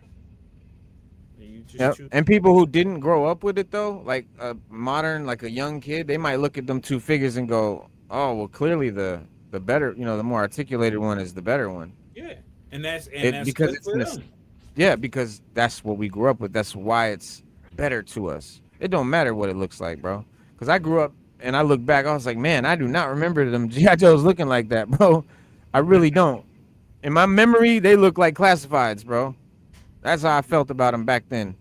That's part of the reason why I don't pre-order, but in order to get some figures that you have to. Yeah, pre-ordering gets you in a lot of trouble because, well, from places. What I kind of slowed down on was pre-ordering from places that don't make you pay until it comes out. Because a motherfucker be quick to be like, "Oh yeah, I'll take that. It don't cost nothing right now." And then later, that shit hits your card. You be like, "Oh, well, it's too late now. It hit my card." Yeah, Like 'cause that's you not a got it fucking way to there. do. Yeah, especially when you got rent and bills and all that, it throws Shit your come at the whole wrong accounting off. and let it come out at the wrong time, Yep. which happens more often than not. Yep. But it's Yeah. the FOMO. If I don't get the pre-order, if it sells out, then I'll have to go on eBay and pay 3 times the price. Yeah. So you gotta like think, is this something that's gonna sell out? You know, and sometimes you can judge it, sometimes you cannot. But for the most part, you can tell what's gonna sell. I'm so thankful to meet real folks. Y'all aren't into all the negative drama groups. Toys are supposed to be fun and bring some joy to your life. That's it, bro. That's all we're here to But, do. no, Talk don't get about me toys. wrong. I mean, you'll have some type of conflict because we're all human. We're not perfect, and we all have our own shit with us, so to speak. So you'll get it, but to be overtly negative just for no reason and just for some drama, Yeah. it makes no sense. It makes no sense. So, you try to stay away from those things and just stay focused on why you're here to collect toys and to share with other people who do the same thing and love the same things you like. you Right. know? That's Yep. it. Bond over this hobby. And Sometimes I fly off the handle, and I've sometimes done I it. have to draw it back. There's many videos out there of me flipping, but Yeah. it's my thing is mostly reaction. I'm a reactionist when it comes to conflict. Because I'm Always. a cool person chilling, until you mess with me. Always. I think that's a natural response for everybody. Yeah. Yeah. But most of all, I love toys. I love pop culture. I love rock and roll. I love everything that is creative. Yes. Everything that's creative and not destructive, man. You know, um, yeah, M3. We know why. But onto the other thing. But I mean, like the '80s is the prime decade that I love. It's just, even though I had some pain personally in it, but overall, it's a beautiful time. The music was great, the toys were great, the movies were great. I mean, I'm talking about A-list movies down to the D-list movies were great in the '80s. You could watch a movie from the '80s and compare it to movies now, and you're like, yo, the quality is not the same, but the story and the intent, you'll love it. You're like, it's entertaining, Right. And I think that's where we're at in a society. Like, we're losing that, and everybody's wigging out over it. Yeah. And the way we get back to that is through what we love doing, collecting and discussing toys and pop Exactly. culture. Yeah. Exactly. Andrew Davis said, collect what you want, but these new prices are getting crazy, and they definitely taking advantage of the adult collector. Yeah. They can only take I mean, advantage if you let them. if you let them, right. Yeah, We have to tell them what we're willing to accept. yeah.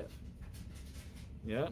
I mean, it's hard because, I understand, like, these figures don't come out again, or this certain company, they're only going to put out but so much, and I understand as a collector, you got to get them. You got to have it for your collection. You need Word. that. Oh, Shout what out. up?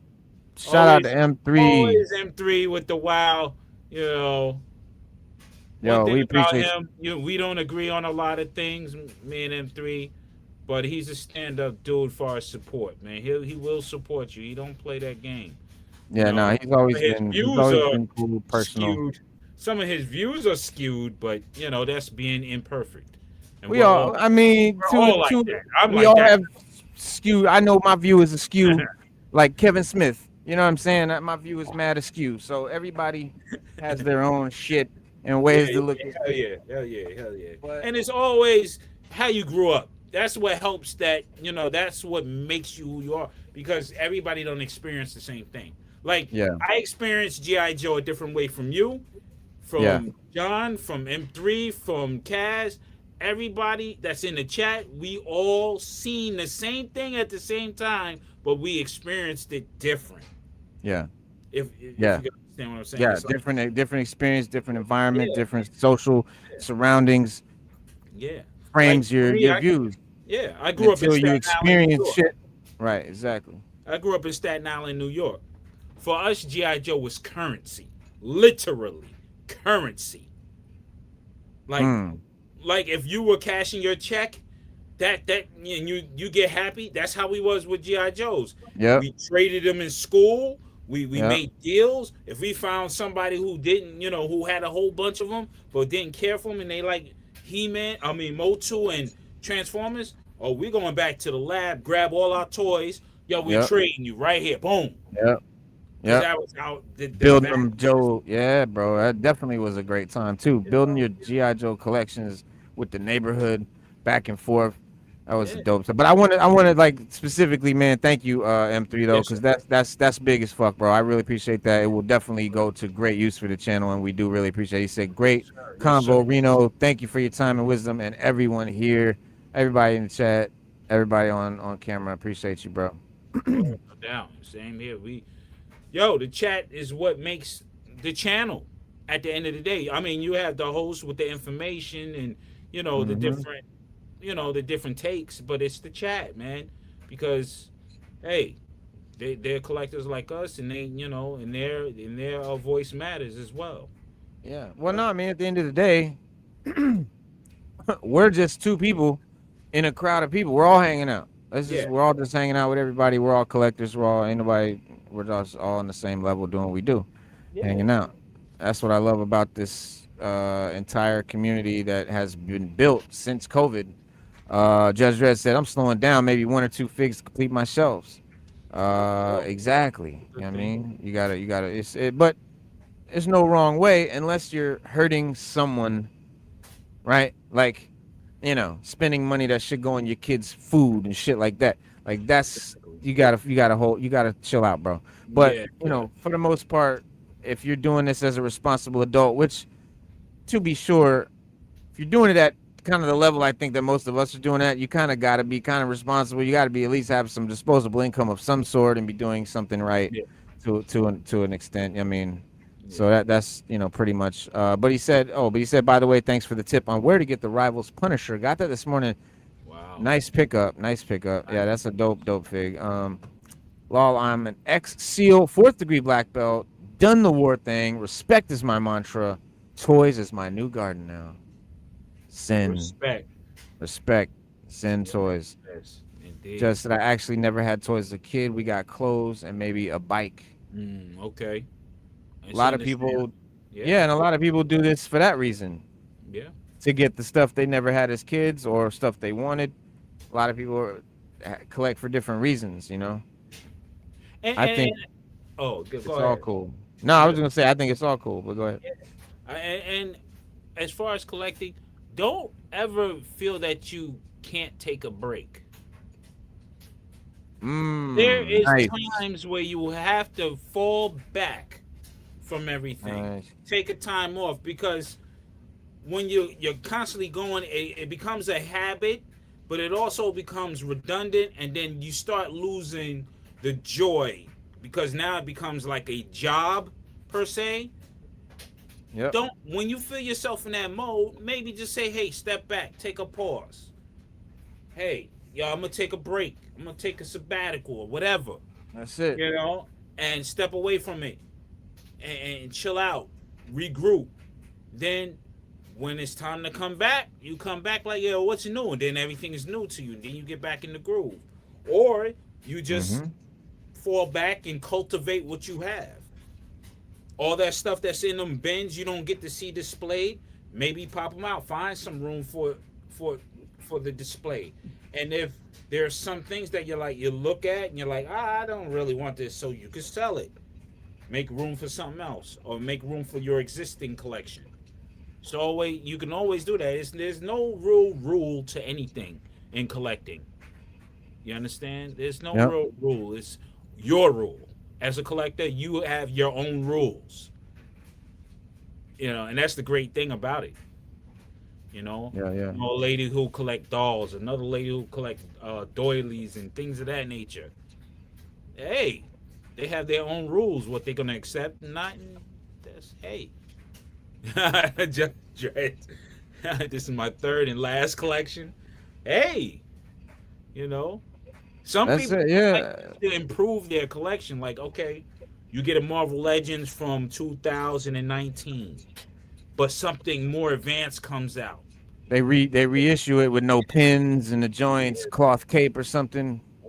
Or in the case of Motu, you have the classic ones, and you're like, okay, I've done that. I want to bring it up to a more detailed era. Then you go Mondo.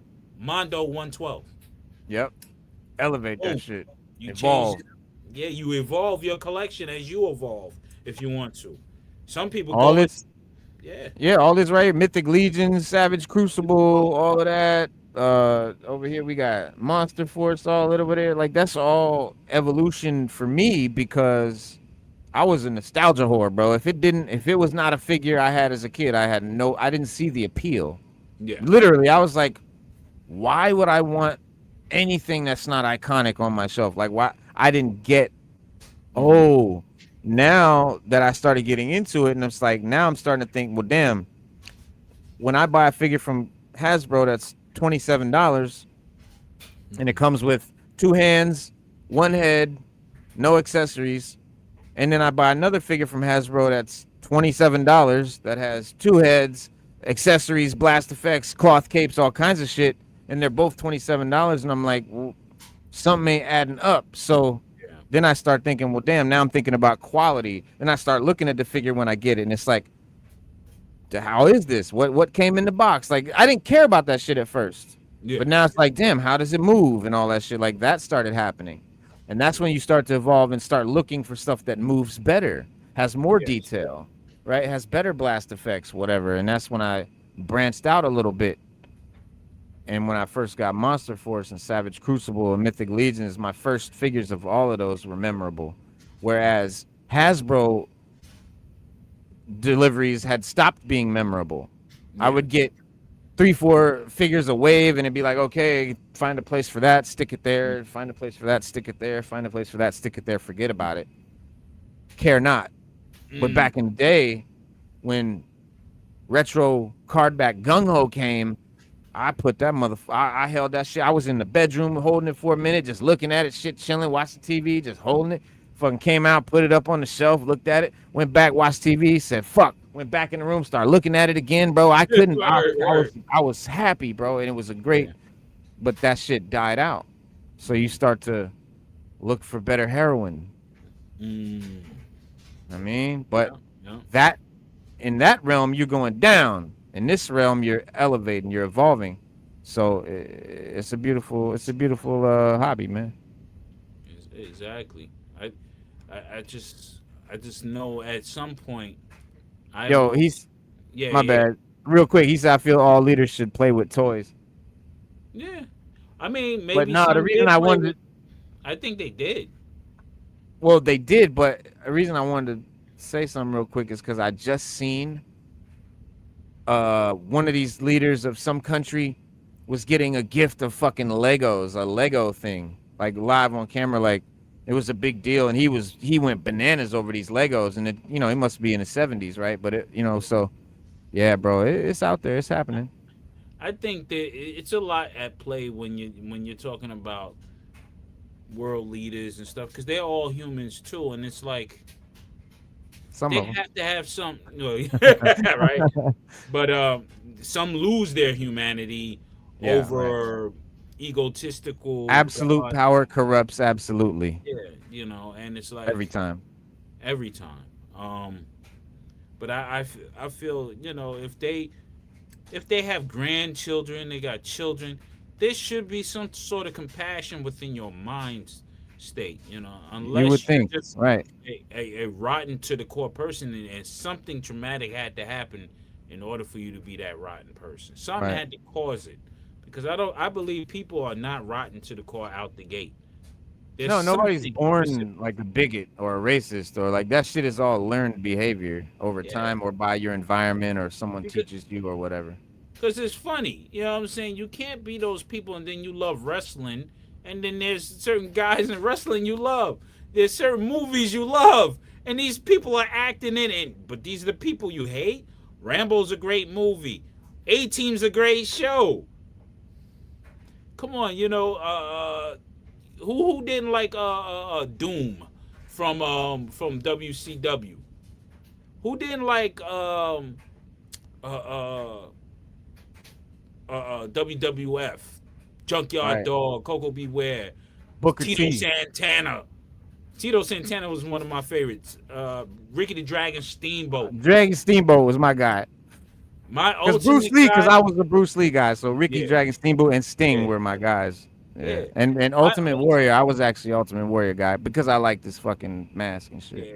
I love NWA stuff, and there's a lot of good Hercules Hernandez, Billy Jack Hayes, Master of the Full Nelson. You know what I'm saying? Those are my guys. Bam Bam Bigelow and shit. Yeah, you know. Fucking Iron Sheik and shit. Fucking So you can't be. Yokozuna. I don't believe. I think people do it because it's a group think, an ignorant group think for everybody. I'm not omitting On anybody. all sides. Every Yes. side. It's stupidity at its worst. It's like, just chill out, man. Get you It's a good flocking. girl and chill out, and that's all you need, man. Just chill out. And life is too short for the dumb shit, man. You only got guaranteed maybe 60, 70, if you're lucky, 80, 90 years on this planet. If you're lucky. If you're lucky. Why spend it with the dumb shit? Why worry about somebody else's skin color or their culture or whatever? Don't. It doesn't affect you. Enjoy your realm, and then people who are like-minded in your realm, who are not for the bullshit and they just want to have fun and chill out. The world will definitely be a better place. Period. Mm-hmm. You know what I mean? Like, come on, man. You have if you could have a block party and everybody having fun and everybody's different races. I mean, shit, you're going to events and shit. Right, You're exactly. going to watch basketball games together. You're going to watch football. Football, you come on now. So you mean to tell me Pittsburgh Steelers, everybody's not rooting for them? Or the Giants or San Fran? And everybody, you know, they may live in different areas in their cities and state. Come on, man. Exactly. You know, there's people who say I don't like this black person, I don't like this white person, but y'all love the same motherfucking college football team. Right. What the? It makes no sense. It's illogical. No, I've seen it. I've seen all things, man. You know, coming from, you know, and just seeing certain guys like with rims bumping hip hop, Yeah. but same guys that don't like certain people. I'd be like, Yeah. And these It'd be- things we have, yeah, scratch your head. But these things we have, like toys, comic books, movies, it ultimately brings us together. It's just like it makes no, yes, it's like these are the things that brings us together, but yet people want to be separated on dumb shit. Like, get out of here. yeah, man. Let's bond over this good shit, man. You know? And to run back real quick. Yeah, yeah. Oh wait, no, that's not the one. Wait, where'd it go? Bang, there you go. I have nothing in bins. Everything I see from where I can sit. I felt that way too. Like, yeah, because like I know a lot of people that have bins and bins and bins of stuff, and I was like, man, I gotta display everything. Like, if I can't see it, and what happens now is I'm now running out of places to display it. Yeah. So now I have shit piled up, and I have it in boxes. I have some things not displayed now because of just lack of fucking, you know, space. So I get why people start putting things in bins, once you start amassing like Bull 80, that man got every fucking thing, and he got shit binned up. Like people, you know, we know a lot of collectors with shit binned up. So it just there's no wrong way, but that's the cool thing. There's like so many different ways, and how Sensei he loved going to the toy stores and the catalogs, discovering new lines. He said, I'm firmly with the new IPs because the older IPs are old country to me, and I'm heading for new frontiers. That's what's up. That's what's I mean, up. that's yeah, and it goes both ways. Like I know Prophet Director, he collects only live action figures mostly. I pretty much don't collect anything live action. Like everything is comic or cartoon or whatever. So, but we still bond. We still have the same conversations. Like, and so it's dope. Yeah. Talking about breaking backs, back pains. Slade said, "Oh, same thing. Yeah, that's what I was talking about. The Danish foreign minister got the Lego set. I saw that shit. I was like, oh, that's dope. That's some toy shit. Leaders don't care about us. Why would they? They're getting paid not to. Even if you're a world leader, your country may not have access to Legos and other toys. Yeah, it sucks if you getting Legos and can't nobody else afford none. Yeah, right. Yeah. Oh, my favorite wrestler was Magnum TA. Magnum TA, Yeah, from NWA. One of my favorites. NWO, NWA. NWA. Mhm. Oh, that's like a WCW, Yeah. WWF, NWA. Yeah, Okay, that's where you first get the Legion of Doom. You get you get Ric Flair. You get everybody from that, you know, that promotion and stuff like that. okay, so that's old shit. It's old shit, bro. Okay, Yeah, man. That was my NWA. That's Yeah. National Wrestling Association. What is it? Northwest. I think it's Northwest. Northwest Wrestling Association. Yeah, something like that. Northwest Association. Yeah, there was every region had a different one. Hulk Hogan came through with his racist ass and fucking got man. No, I see here. Brought it all together. Here's the thing that confuses me. Nah, I'm just fucking around, bro. Yeah, I'm breaking balls. I know. It's just people call him racist. I just think he had a moment where he had a just fucking didn't couple like moments. certain shit. Like even with what you call it from Lethal Weapon. Sometimes you have a moment and shit, and I don't blame Mel Gibson. Yeah, and this is why I understand from a human level. Sometimes, in a psychological level, I took psychology in college and shit like that, so I have my little degrees and shit, right? Yeah. But people have wishes on things and on people. Like they look at things certain way. Like, okay, I would want my daughter or my son to marry their same race so my lineage can move forward the way I planned it out. But sometimes things don't go the way you want. So people get frustrated in that sense where I planned this, the plan is not going according to my plan, they explode. So now all their fears and everything clash, and then they have those types of moments where they lash out. You know what I mean? And your wife is what? Your wife is Asian? Who, mine? Yeah. No, my wife is St. Lucian. St. Lucian. Okay, that's right. Yeah, she's of another culture. So it's right. You know, I know St. Lucia. I know St. Lucia pretty well, actually. Yeah. You know, so, but you know, if I were to marry Asian or white, if I had that chance, would my parents both dead, but would they accept it totally? Maybe not. I know my parents, they were cool like that anyway. But there are those who, you know, they're like, yo, I really wanted to see you have a family like I started a family. Or like I pictured. Yeah. So I don't blame people for that. It's like, you know, if you're at Thanksgiving and you're in a wild, multicolored family, you're like, I never planned this. Here's what I don't blame people for that. I blame them when they try to impose. I blame them when they try to impose their shit on others.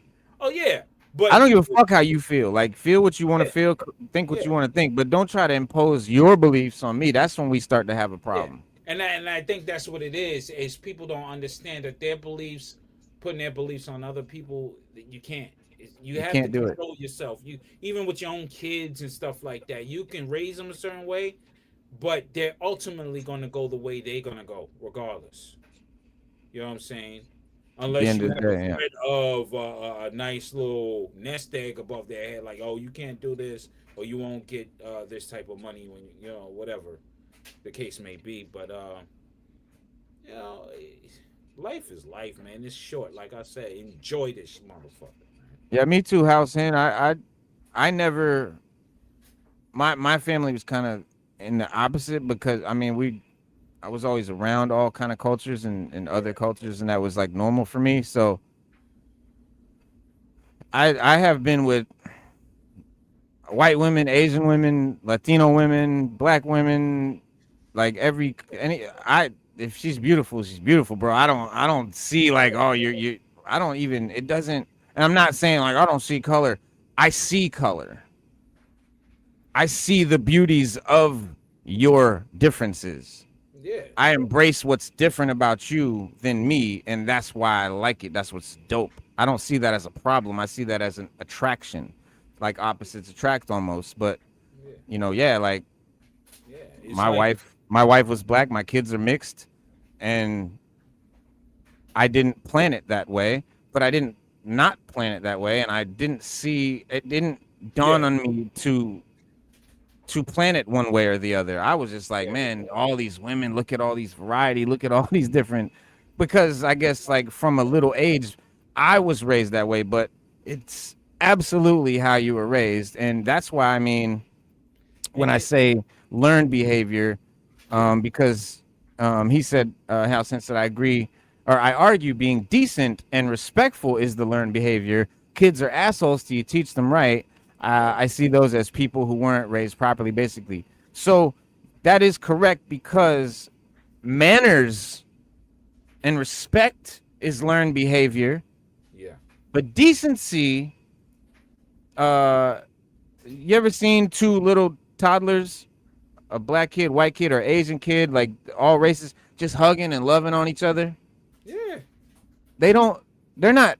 They weren't taught to think that, so they didn't. It never crossed their human mind. yeah, What that stuff is told to you. yeah. These It's people are different. Keep but them away. now here's the basics of it. We get deeper. You put a nice toy, a shiny toy in that arena. Everybody wants that toy, and that's natural behavior. That's like Yep. I want it too, and there's And it only shows one that of we're it. all. How can we all be different if we all think that this is dope? Exactly. This toy is cool. Okay, you like this toy is cool too. All right, we're cool then. You know, we like the same shit. We cool. There's no problem. I'm not trying to stab you in the back for the toy. I'm not trying. No, we say, hey, this is a cool toy. Yep. This is cool shit. You know what I mean?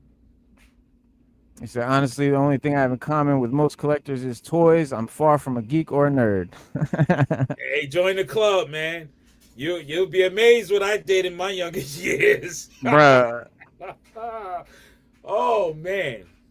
So I Ocean's played with 11. G.I. Joe. Yeah, I played with G.I. Joe and stuff till I was about 10. And I went to middle school and then like got into comics a little bit. And then by the time I got my little learner's permit and started jumping off the porch and going out and messing with chicks in the street, I kind of forgot about comics. Yeah. Fast forward till I'm like 40. And that's when I saw House of X, Powers of X, read that, bought that, started buying comics again, then started buying figures again and all that. But my whole life, whether I was in the streets, whether I was, doing wrong, whether I was hustling, whatever it was I was doing, no matter whether I was the MC opening up for Lil Wayne and the Hot Boys or Trick Daddy, all that I did in the 90s, no matter what it was, I still loved Spider-Man. I still love the X-Men. I still love G.I. Joe. Yeah. I didn't talk about it really. I didn't wear clothes with it. I didn't collect comics really yet again. But it was always in me. And then I found out that other MCs, I found out Method Man was a comic nerd inside. Yeah. He has 30,000 comics. Do you consider him a nerd or a geek? Method Man, right? But Yeah. if you ask him, he's a nerd. So like, I've come to realize I am a nerd, bro. Nerd and proud. Like I'm a nerd, bro. Because here's the thing. When you're into hip hop and you're going to record stores and digging through crates and trying to find this rare album or I used to collect concert flyers or t-shirts, or you got a record CD collection. You go in it. All of that shit is nerd shit, bro. Yeah. You hanging posters on your wall and collecting records and trying to get rare shit and all that collectibles and digging through crates and all that. How is that different than digging through a long box for a dope comic? Yeah. It's no different. You're collecting, you're a collector. And now we have like Pharaoh Monch, who's been on our show with his Marvel Legends collection. Huge. Since he was on our show when he had like 10, like maybe he had like 15, maybe at the most Marvel Legends on the shelf behind him. This man, Pharaoh Monch now, bro, has fucking stacks and stacks of Mafex boxes, imports. This man has he got customs and shit. He has gone full blown, bro. You see his Instagram posts and shit. He's full blown. So like, what constitutes a nerd or a geek from a not a nerd or a geek? I think the fact that we're into this shit, most people that aren't into this shit would say is kind of nerdy. But I don't feel that way. But here's the thing. I don't feel that way. Here's the crazy thing about that. It's like someone who's into computers and they collect a lot of hard drives and stuff like that. They're always upgrading their computers. They're a nerd for that. They may not be a nerd for what we're a nerd for.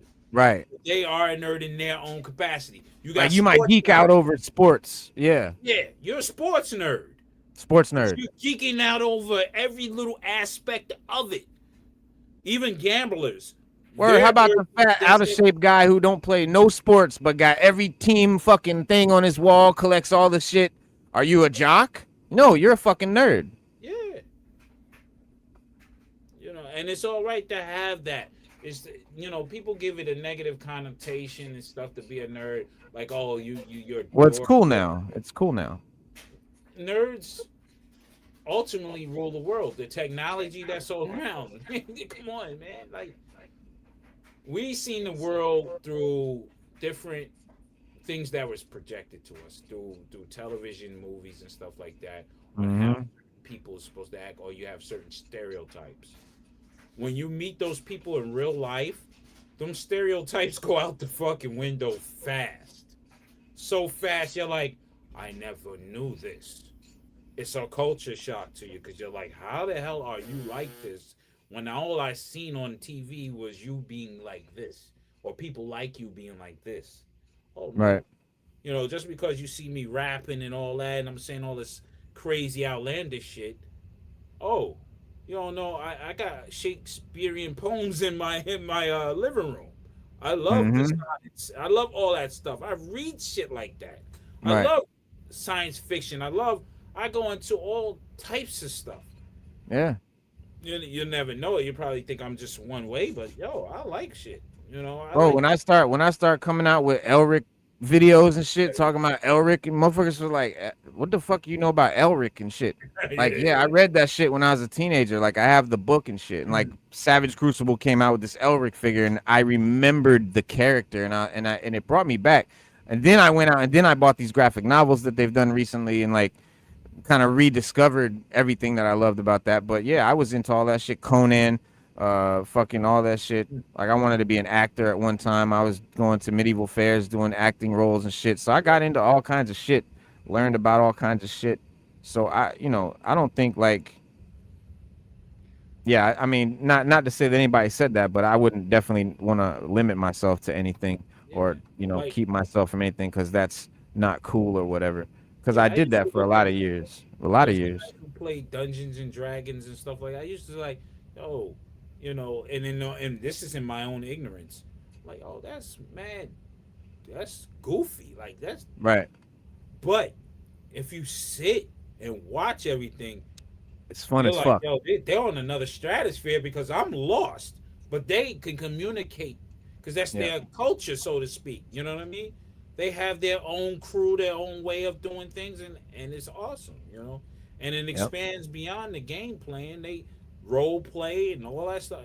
Hey, and it's making them happy, and it's keeping them out of trouble, you know, or causing trouble or harm for everybody, all of us. This keeps us from doing dumb shit at the end of the day. Yep. And yeah, we gotta let race go Yeah. because once any wild, crazy ass alien attack happens on some real shit, I Ain't gonna be no racist. not that blue beam shit, but Yeah, no. some real shit. Imagine some real insectoid type aliens that just come here to ravage shit. Who you think we'll all be different races? They know we only gonna Right. be one motherfucking race. The human race. That's it. No matter what. It's like how 9/11 united all these different people and Yeah. racists and non-racists and That's you know why whatever. Independence same Day is shit'll one of happen. the greatest movies made. Yeah. Yeah. Independence Day, that right there would show how humanity would have to evolve. That'd be the start of the evolution, true evolution of man, if that were to take place. Well, so you know what happened if that shit happened today?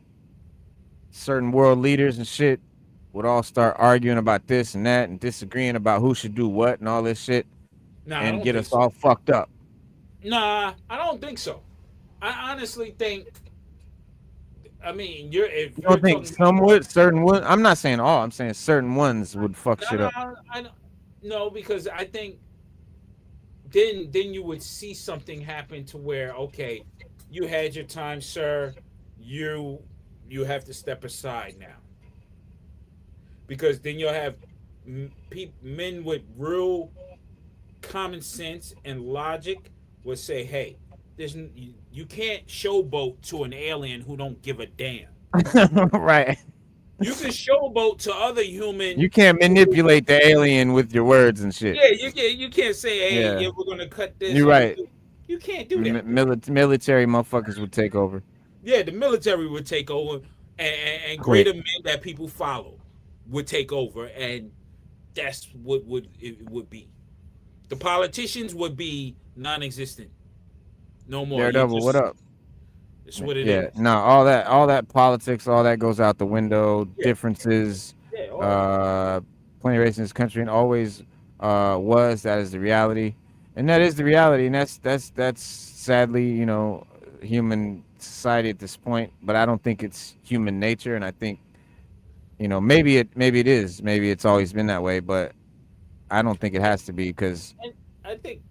Not to But cut then you that's because that's how I think. So I mean, I know that there's people that no matter what I say and no matter what the logic I bring and no matter how many just facts and points and convincing arguments or whatever the fuck, it's not gonna matter. So everybody's not even on the same intellectual level to be able to fucking comprehend shit that is more complex than what they've understood their whole lives. I Yeah, think so some races or most are closeted, and I'm not saying it in weirdo respect. I'm saying they're closeted to whereas if I was the one to go out and say, yo, I don't like what we're doing, I think we should hang out with these guys and see what they're about. I think they're afraid that their peer group they grew up with would shun them. yes, Yo, I think hanging out, you know, I need to, you know what I'm saying, hang out with this person or whatever. Yo, I like these people, man. I like the music. I like the culture. I like the attitudes and stuff like that. Everything that's projected on the news is bullshit. Remember that. It's sensationalized and it is also sensationalized to create fear, negativity, and separation. So yeah, it has a purpose. It has an agenda. All news, all channels, all media, I don't care what side, they all have their own agendas. All of them, everyone. No one's telling the cold, hard facts as it sees. You know, That doesn't sell papers. That doesn't sell ratings. Yeah. So What sells ratings is conflict and division and fucking. It's just like now. It's like with YouTube, right? So I can put up a video that says, "Man, this new figure is dope. I love this figure." Right? Amazing shit. No one's gonna click on that video. But if I put up the same video and say this figure is ass, they fucked up, you know, fire the designer, it's all over, this company's going down the drain, shit like that, sensational bad shit, people go and they click on it. Yeah, because it's not because they love negative shit. Well, it's not. I don't think it's that we love negative shit. I think it's that we're conditioned to seek out the danger or the problem. Like from ancient times, like I think the primal, like when we were prey, like we have a natural instinct to always find the danger. That's why people look at car accidents, because it's not necessarily danger, but it's negativity. So if I see this figure sucks, my lizard brain says, oh, you better check that out because it might waste some money if you buy it. Like, it's not danger, but it's danger in a primal sense, in a primitive sense. Or you could say, okay, we know good is good, but we're interested in the bad shit because we want to see how exciting this shit gets. The adrenaline pumps with the negativity, you know. The brain starts working on how to solve this negative thing or how to cope with it, where everything that's good is already naturally good. You don't need to have any stress points with that. You understand? You have more stress with trying to figure out negativity or reacting to it because it gives you a boost. You're like, oh, wow, yeah. You know what I'm saying? Somehow it's a sick way of dealing with stress and all that, because good is good. Right. Hey, it's good is good. But here we have the bad. Now, how can we work on the bad? How we can take the bad and make it good, and how we we're fucked up people, man. You know what I'm saying? But getting back to the toy game. That shit is in the toy game. And like what they said, you gotta get that shit out. Yes. You know, toys are not meant for negative unless you got, and it's cut down the line, good guy, bad guy. And even the bad guys are misunderstood. Oh yeah, I mean, and no one thinks they're the bad guy, so that's the thing too. Yeah. Nobody thinks they're the villain. Like everyone thinks that they're seeing it the right way, and I see both. I see all kind of sides saying the same shit. Yeah. They do this, and this. Damn, I be watching both of y'all say the same shit about each other, and it can't both be true. I bet neither one are true. I bet everyone's just fucking saying the same dumb shit, and everyone. If you took away all the crap that was fed to us to create division, you would see we all want the same thing. Do we not all want to fucking have cheaper food and gas? Do we not all want to have better lives? Do we not all want more freedom? Do we want all not to be more comfortable and more safe? I mean, all these things are universal things. Yeah. Nobody doesn't want those things. So why the fuck are we arguing about shit that doesn't matter? Exactly. That doesn't affect any of those things. Exactly. Fuck it. We all got to jump off the porch. Yep. Camera gig for Undercover America with KKK. At first, they stayed away from me. By the final week, they were all around, feeling my respect and the real talk.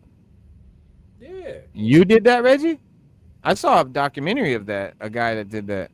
That wasn't you. There was a guy, a young kid who went to Sturgis, and I seen that he went to Sturgis, and and they were talking race, but everybody was having fun, like laughing and stuff like that, because we're not different. We have fuck ups in our families as well. Everybody got a fuck up or two in their family. Everybody got that drunk uncle, that crazy uncle. We got that grandmother that'll whoop your ass quick. Everybody has the same shit if you really look at it. You know what I'm saying? And one guy, one of the bikers said, "Oh, you black guys were intimidating when y'all on the corner and stuff." And then the black guy said, "Well, y'all intimidated when y'all coming down with them bikes and stuff and looking, with the vest." Right. No. Right. Why be intimidated at all?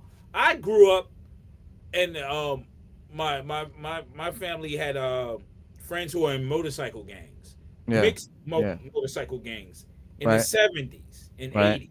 Okay. That shit was beautiful. Everybody was cool. That's my uncle. Yeah, he's white. That's my uncle.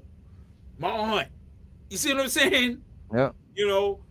My son, his godparents are white. Right. Italian. Right.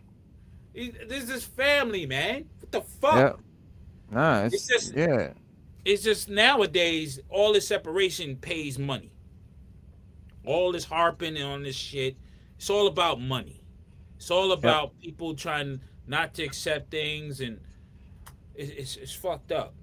And when it leaks in the toy community, and I think this toy and comic and pop is the last bastion of a system that would bring people together.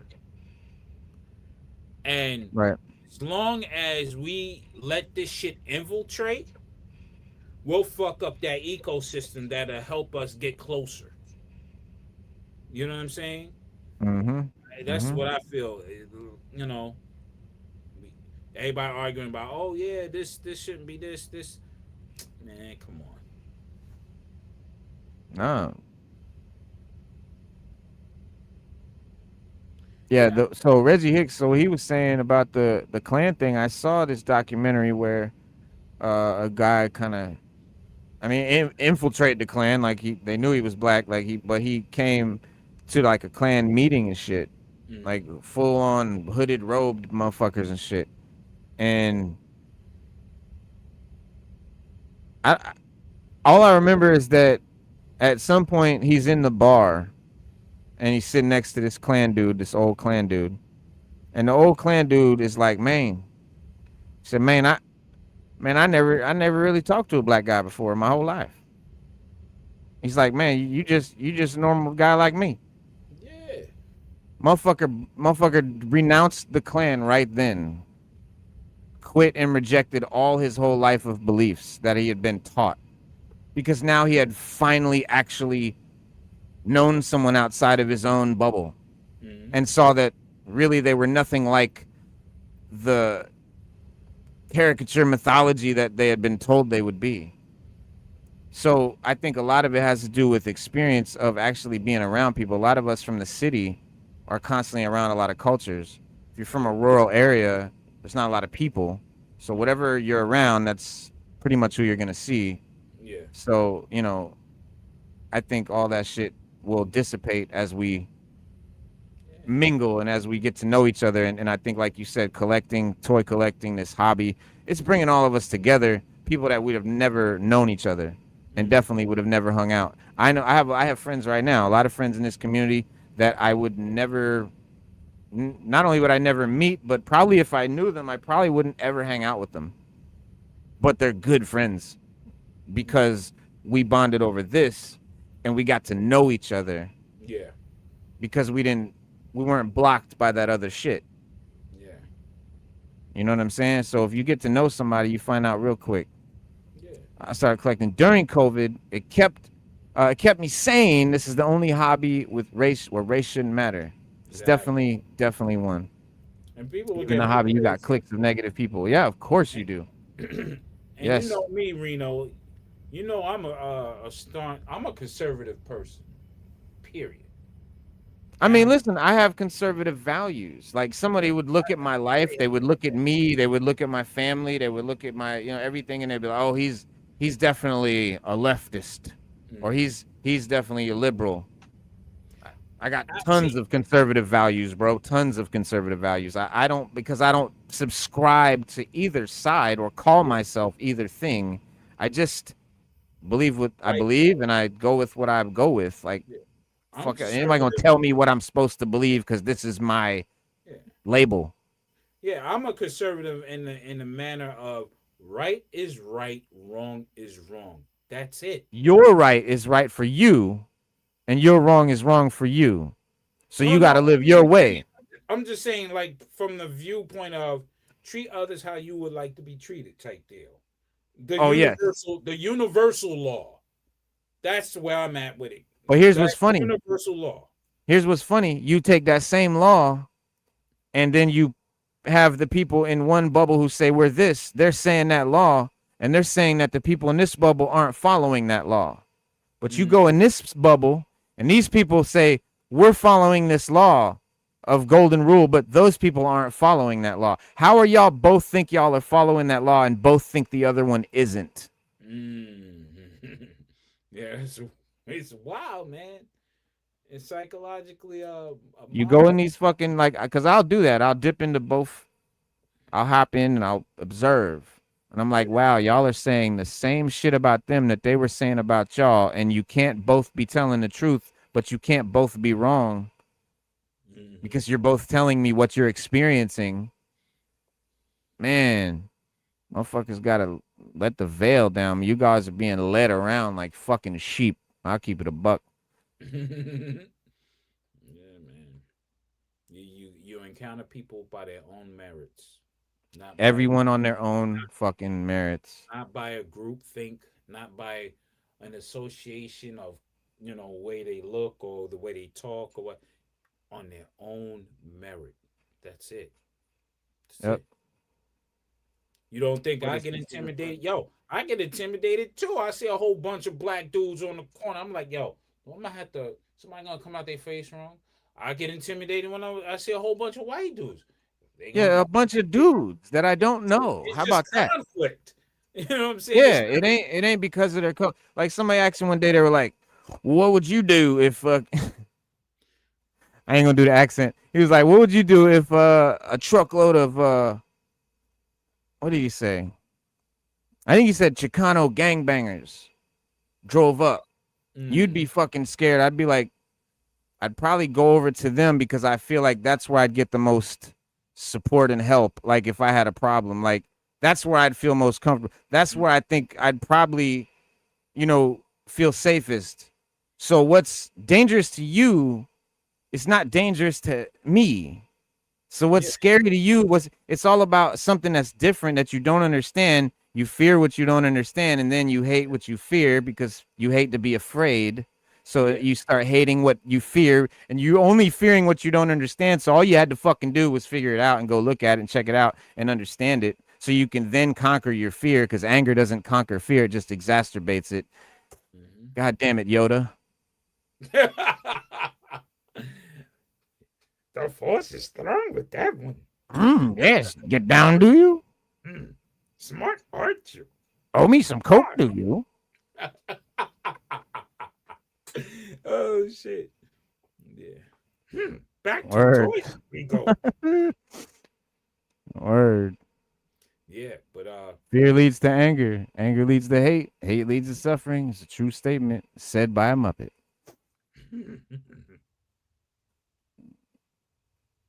People how they treat you, man. Doing to others. The golden rule. Thing is, you have your own philosophy. You don't get mad if you share it. Yeah, this is true. I mean, listen, put a quarter in their butt, play their trackball, and they'll be nice to you. Golden T roll. Sorry, I was away. Girl next door has an amazing ass. A great ass. mowing her lawn. Miss Parker. Miss Miss Parker. Parker. Miss Yo. Parker. Miss Parker. Yeah, yeah.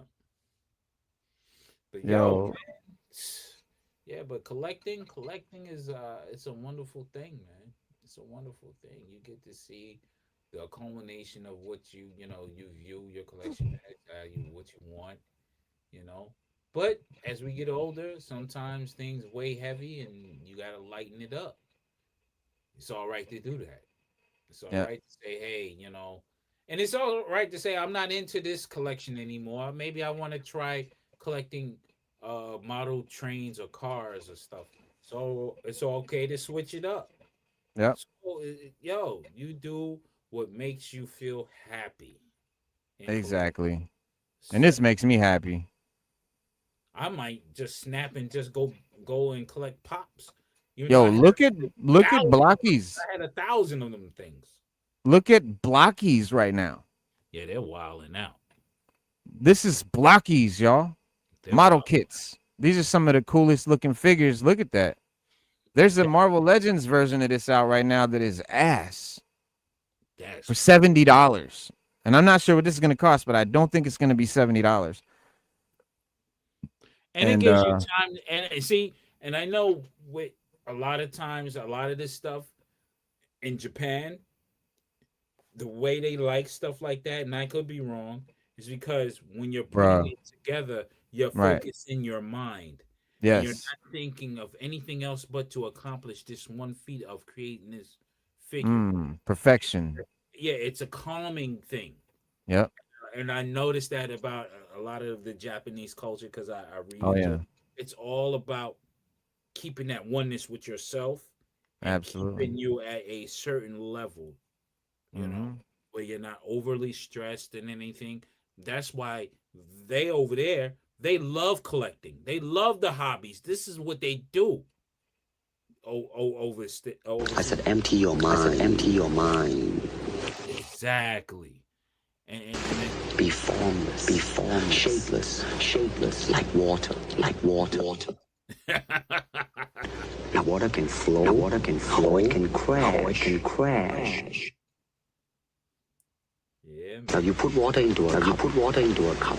It becomes the cup. You put water into a bottle. It becomes the bottle. You put it in a teapot. You put it in a teapot. It becomes the teapot. Be water, my friend. Be water, my friend. yeah. But see, that's that's that Eastern culture thing, that balance. You always have to have balance. You know. And Amazon just dropped off Mayfix 298 Blue Venom. That blocky Star Wars is looking great too. Only $20 on Big Bad Toy Store. I have Oh, all right, John. That's what's up, bro. Easy, Have a good one, man. brother. All right. Yo, Yeah, shout out to blocky. Stu Dog real quick. So we're gonna do a Blockies show because I've never fucked with a Blockies before. And for my wow. birthday, Stu Dog got me the Han and Luke in the Stormtrooper Blockies. So at one point we'll go live and we'll put these shits together. It's gonna be an Yeah. audacious task to do that live, man. Well, I don't know. I don't think we'll finish it, but we'll start it. Maybe we'll do a series. Yeah, you might start off with the legs by the I don't know. I don't know. Maybe I never tried one. I know because I have Gundam model kits, and I was building them for my sons when they were too young to even really want to rock with them, and I put them together. Man, you can sit there for hours. You know what I'm saying? If you don't know, especially when you're like you're just getting into it. Yeah, you can sit there and you'll be like, oh snap. Yes, yes. Full circle. Yeah, it's a balance. Your collection reflects you. Yeah, and that's why we curate and we pick what we collect, and we have our own favorite things. And like, I'm a military. I'm a fantasy collector. I'm a vintage collector. And it gives you an identity, and you can go up to meet somebody and be like, yeah, I collect mostly Hasbro or whatever. Like, and then they know, boom, okay, this is your level. 20 to 30 minutes at the least is how long it was for me, at least. I got Blocky. Really? 20, 30 minutes to do the whole Blockies? Okay, so it's not that long. He says it's not that long. Got a Blocky Stormtrooper, still have to put it together. Yeah, I have not had time where I'm either not doing a video or working or cooking or eating or sleeping or trying to catch a episode of X-Men or whatever. So I have not had time to sit and do it. So I'm going to have to do it on a live stream because that's the only time I'm going to be able to do the shit. But yeah, this Daredevil looks insane. I'm getting this for sure. No question. I did get this. You know what? I got this one, but I canceled all the others. I'm not really a fig arts. I don't really care for fig arts anymore. I used to, but it's in stock now at Entertainment Earth.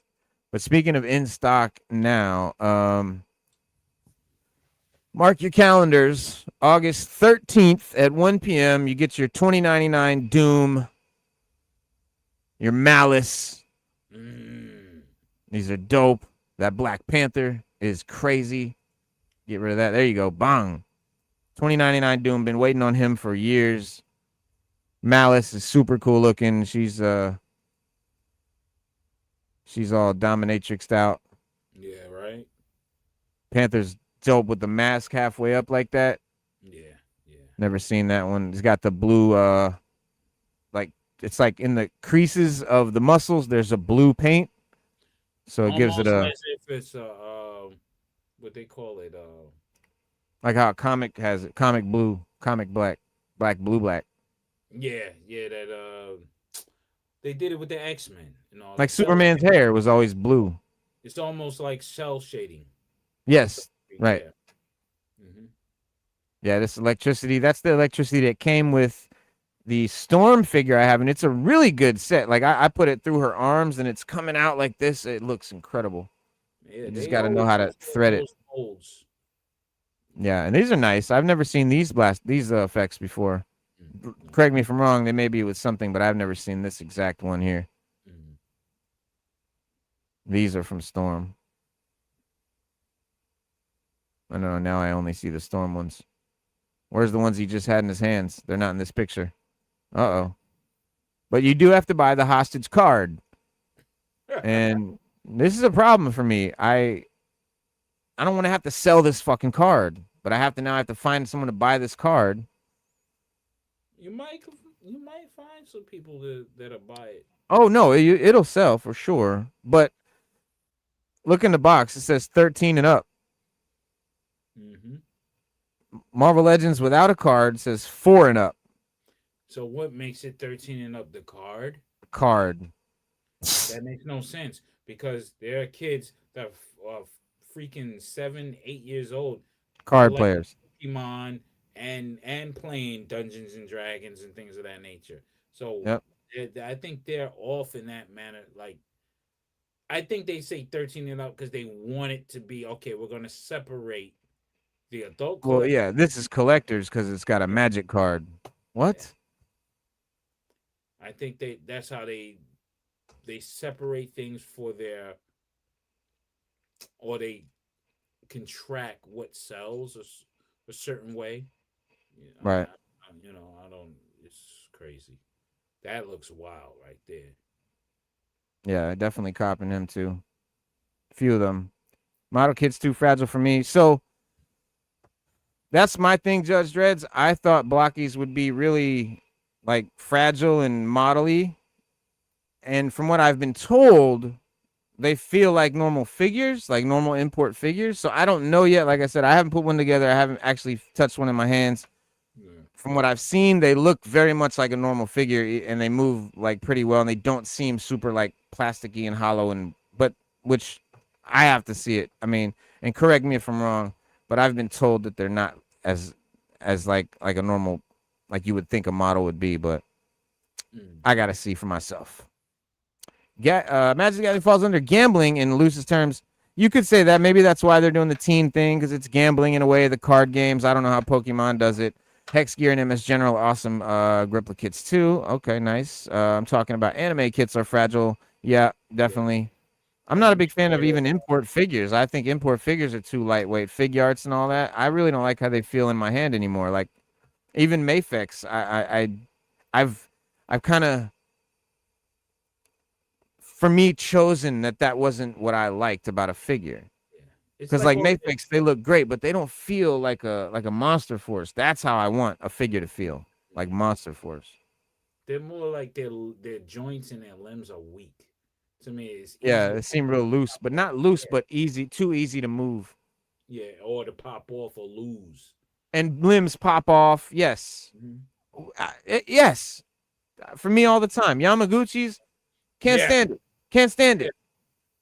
I cannot touch that Wolverine without 3 things falling off.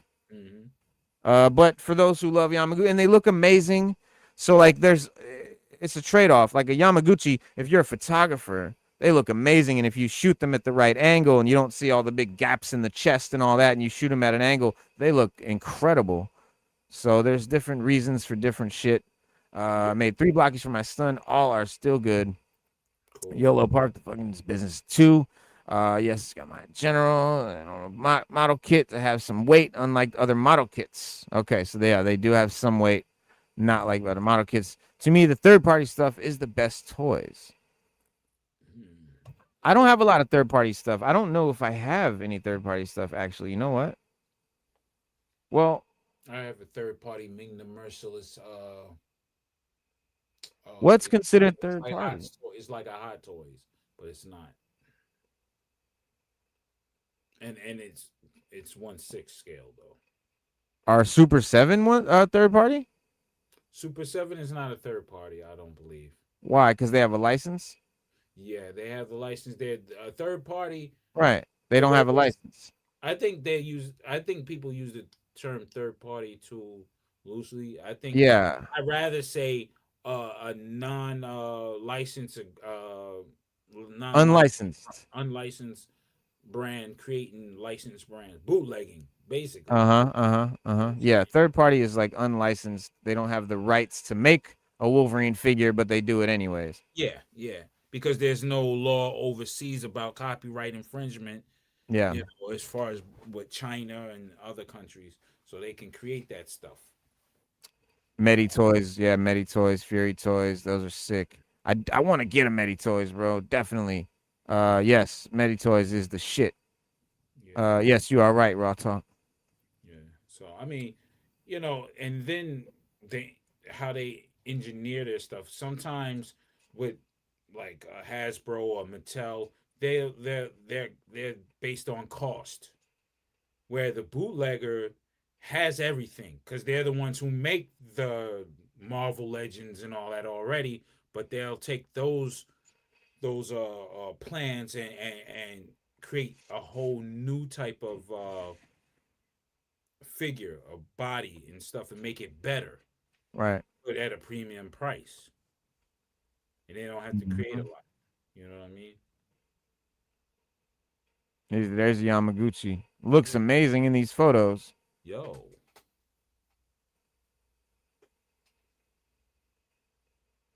Yeah, they have original designs, yeah. And they can go all out. They can go all out. They can add stuff. They can add more facial pieces. They can, whereas Marvel, the way they're Dope. selling it to us and the way Hasbro selling it to us, they have a certain amount of things they can do with that, far as price point wise. These almost feel like models to me because, like, you have to have them on a stand. They're super lightweight. Yeah. But they move, more. They move better than anything else. Obviously, that's what they're all about.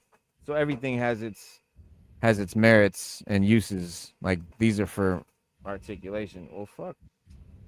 Yeah. Yeah, that shit's crazy right there. Yeah. Ramen Toys. Killing I'd it. say he would be like, he's a third party, but not. I think he utilizes the third party type system, the way he creates things and stuff like that. He'll Right. he'll knock off, like in fashion we do knockoffs.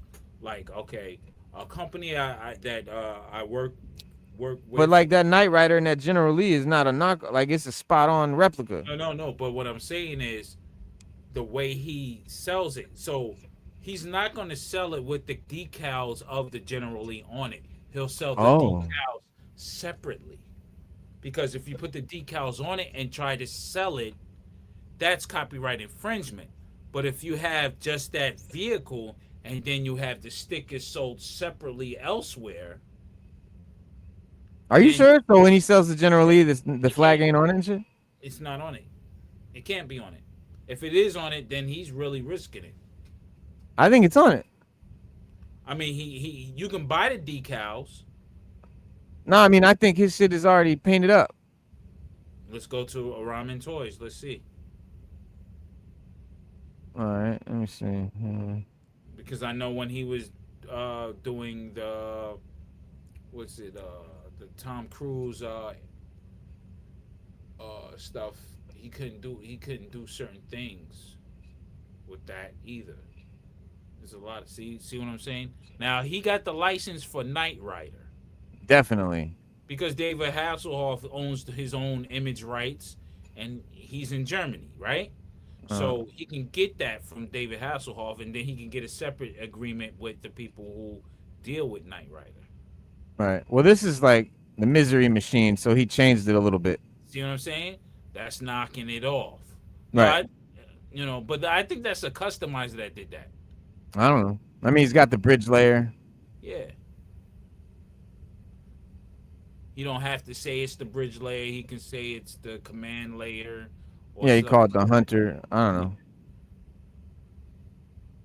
But yeah, you got the A-Team van without the logo, I think. I don't know. Yeah, you gotta have that stripe and everything like that. But That General Lee is already painted, though. yeah, he has the sewer system for the turtles, but he doesn't call it that, the turtles lair. No. You know what I'm saying? Right. But, there's a fine line you could straddle, so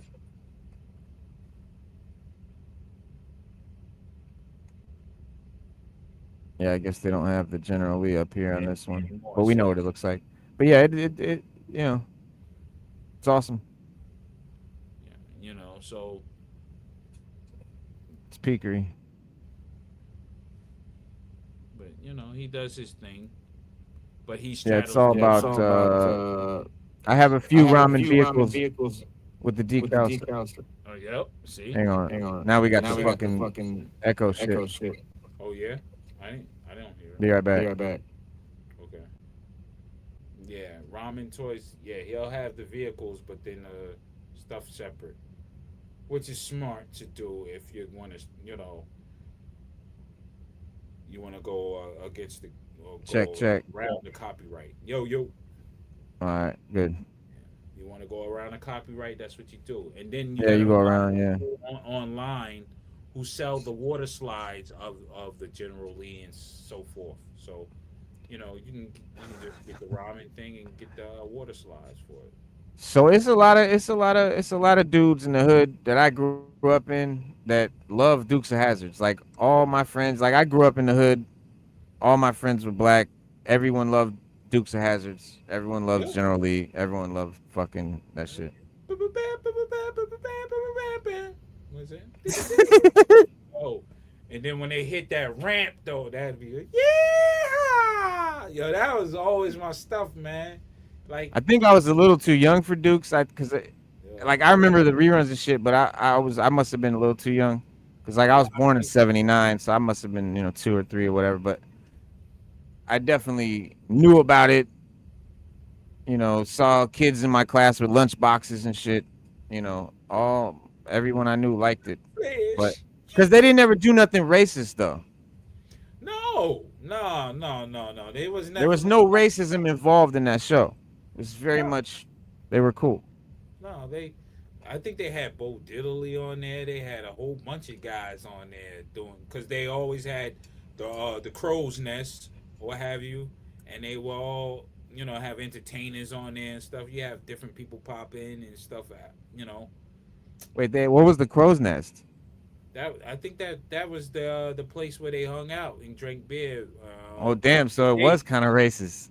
Well, nah, that's where Daisy Duke. She was a waitress over there. Was it? Oh, okay. I thought you said that's where the black people hung out at the Crow's Nest. Oh no! I was like, damn, they did it like that, bro. Joint. That'd be a dope ass juke joint. yeah, but still. My grandfather and his brothers were definitely owners of juke joints down in the South. That would have been a cool ass juke joint. And they used to have the bootleg liquor and all that stuff, man. So yeah, you know what I mean? Yeah. Yeah, the Crow's Nest. Fuck that. Yep. Yeah, that's bootlegging. And Crows is fucking smart as hell anyway. So that shit is fly. Yeah. Roscoe P. Coltrane. Yeah. So, but there's no question. Corrected me. Eddie Munson corrected me. But yeah, the boar's nest. The boar's nest. Yeah, okay. I got it confused. Thank you, Eddie. Thank you. Okay. I was going off on a wild tangent with that, but still, fuck that. I'm gonna make mine the Crow's Nest. Fuck it. And the flag, it has connotations. No, we're not disputing. No one misses that for sure. Yeah, but there's some reason that when it's Dukes of Hazzard, it's like it's different. Yeah. I love that car, man. That's one of my bucket list car. Once I come into the money that I'm gonna come into at some point, that's my bucket list car. I told my wife I'm gonna have a big. I showed her the car because I was dropping up because not too far from where I live, there's a guy who owns it. He owns a few of those movie cars. And so happens that when I was taking her to work, I seen the car off to the side because I think he has a Right. warehouse somewhere in my area, and it was outside. Meanwhile, it was raining, and she had to take a train to go to work and stuff. I stopped the car. I just got out the car. I said, "You see this? I got pictures of this." I'm like, "That's the General Lee. That's Bro, what I've seen him. I've I'm seen like- Judge. Where you from, Judge Dredd? Or yeah, Judge Dredd. Because like Raw's from Staten. I'm from Queens, but I spent a lot of my adolescence in St. Pete, Southside St. Pete, Florida. So Martin Luther King Day, every fucking every car, every Chevy, like rims, 25-inch fucking wagon wheel fucking rims, bro. Cars painted like the fucking Chester Cheetah, and there was Chevys painted like the General Lee, bro. All that shit. You would see, it was a car show every all down the strip. So like it was real big in the South. It's real big in the South, and I've seen cats with General Lee cars and shit. Yeah. Who's Houston? Houston, come on, bro. I know somebody in Houston got the.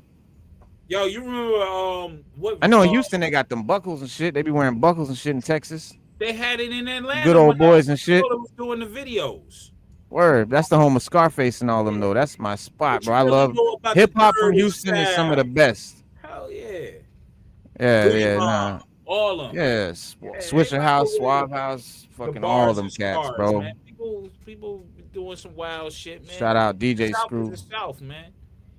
And I tell Word. people, yeah, Screwed they up say quick. that flag, but more people died under the current flag than anything. So all that is out the window. Yeah, The flag is a flag, man. But that Duke, that General Lee, man, that's my bucket list car. Yo, this channel, what we on? You will see me driving that motherfucking car. I I'm believe gonna it. have to slim down a little bit more so I can hop through the window like Bo do.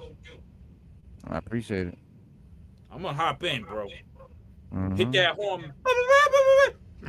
Yeah, I might get arrested in my town for going too fast, but fuck it, I might have to do some jumps like they did to get out of trouble and shit. Yeah. But that's my favorite car, man. Hands down. Wow. Then I mean, yeah, it's my favorite ain't car. nothing wrong. Ain't nothing wrong with that. Ain't nothing wrong with that. Hold on for a second, pardon me. Yeah. Well, now we gotta. I see what time it is. We kind of gotta wrap it up anyway. Gonna call it a night for the most part. So let me let him come back real quick. Yeah, Yo, we gotta wrap it up because I fellas see hanging it's out, mad yeah. late. But yo, Yeah. thank you, man, for hopping on and chopping it up as always. You know what I'm saying? My co-host Raw Talk, everybody in the chat, and I appreciate everybody hanging out with us tonight, watching the old Atomic Comics Emporium footage, sharing your own memories in the chat. If you were here collecting, if you was in collecting through the whole COVID thing, period. Exactly how strange and how weird and how exciting that time kind of was. If you weren't, hopefully, the old footage gave you a little look at what the hobby felt like during that moment. Hopefully it took you back, gave you some nostalgia. I don't know what we all think about 2026 collecting when we look back 5 years from now. We'll see maybe something that we missed from now too. So there's probably something sitting on a shelf today that we're ignoring at some store that eventually we're going to wish we bought. That's how it kind of goes. That's the fun of it. And there's probably something that we think is expensive now that's going to look cheap in 2031. So watch out, bro. But yeah, there's probably, we'll see how it goes. But that might be, I think, the best argument for enjoying the hobby while we're actually in it, instead of always chasing the next thing, appreciating, what we got and taking a look back at how it was. And we spend a lot of time waiting for the next reveal, the next pre-order, the next package. And sometimes we don't appreciate it. And then, we don't realize we're already living through the era that we're going to miss. I be thinking about that all the time, bro, because every time I miss an era, I think about, damn, but I didn't feel that way then. So now I want to feel like, fuck, I'm going to miss this shit one day. You know what I'm saying? Yeah. So, but yeah, thank you, Raw Talk. Thank you, everybody, again, man. Again, everybody in the chat, everybody that chimed in. If you're watching from afar, if you're just listening, if you're on the replay, if you're new to the channel, if everybody hit the like button, you know what I'm saying? We really appreciate that to help us out. The dopest chat in the trap, baby. Dopest chat in the trap. And I'm Reno, the Plastic Crack Fiend. This is Raw Talk. This is the Toy Trap. Collecting ain't a hobby no more. It's a habit. We'll see you guys tomorrow night. Peace. Be water, my friend. Collecting ain't a hobby no more, it's a habit. Welcome to the toy trap feed, gotta have it. Reno and Stu, real plastic crack daddy.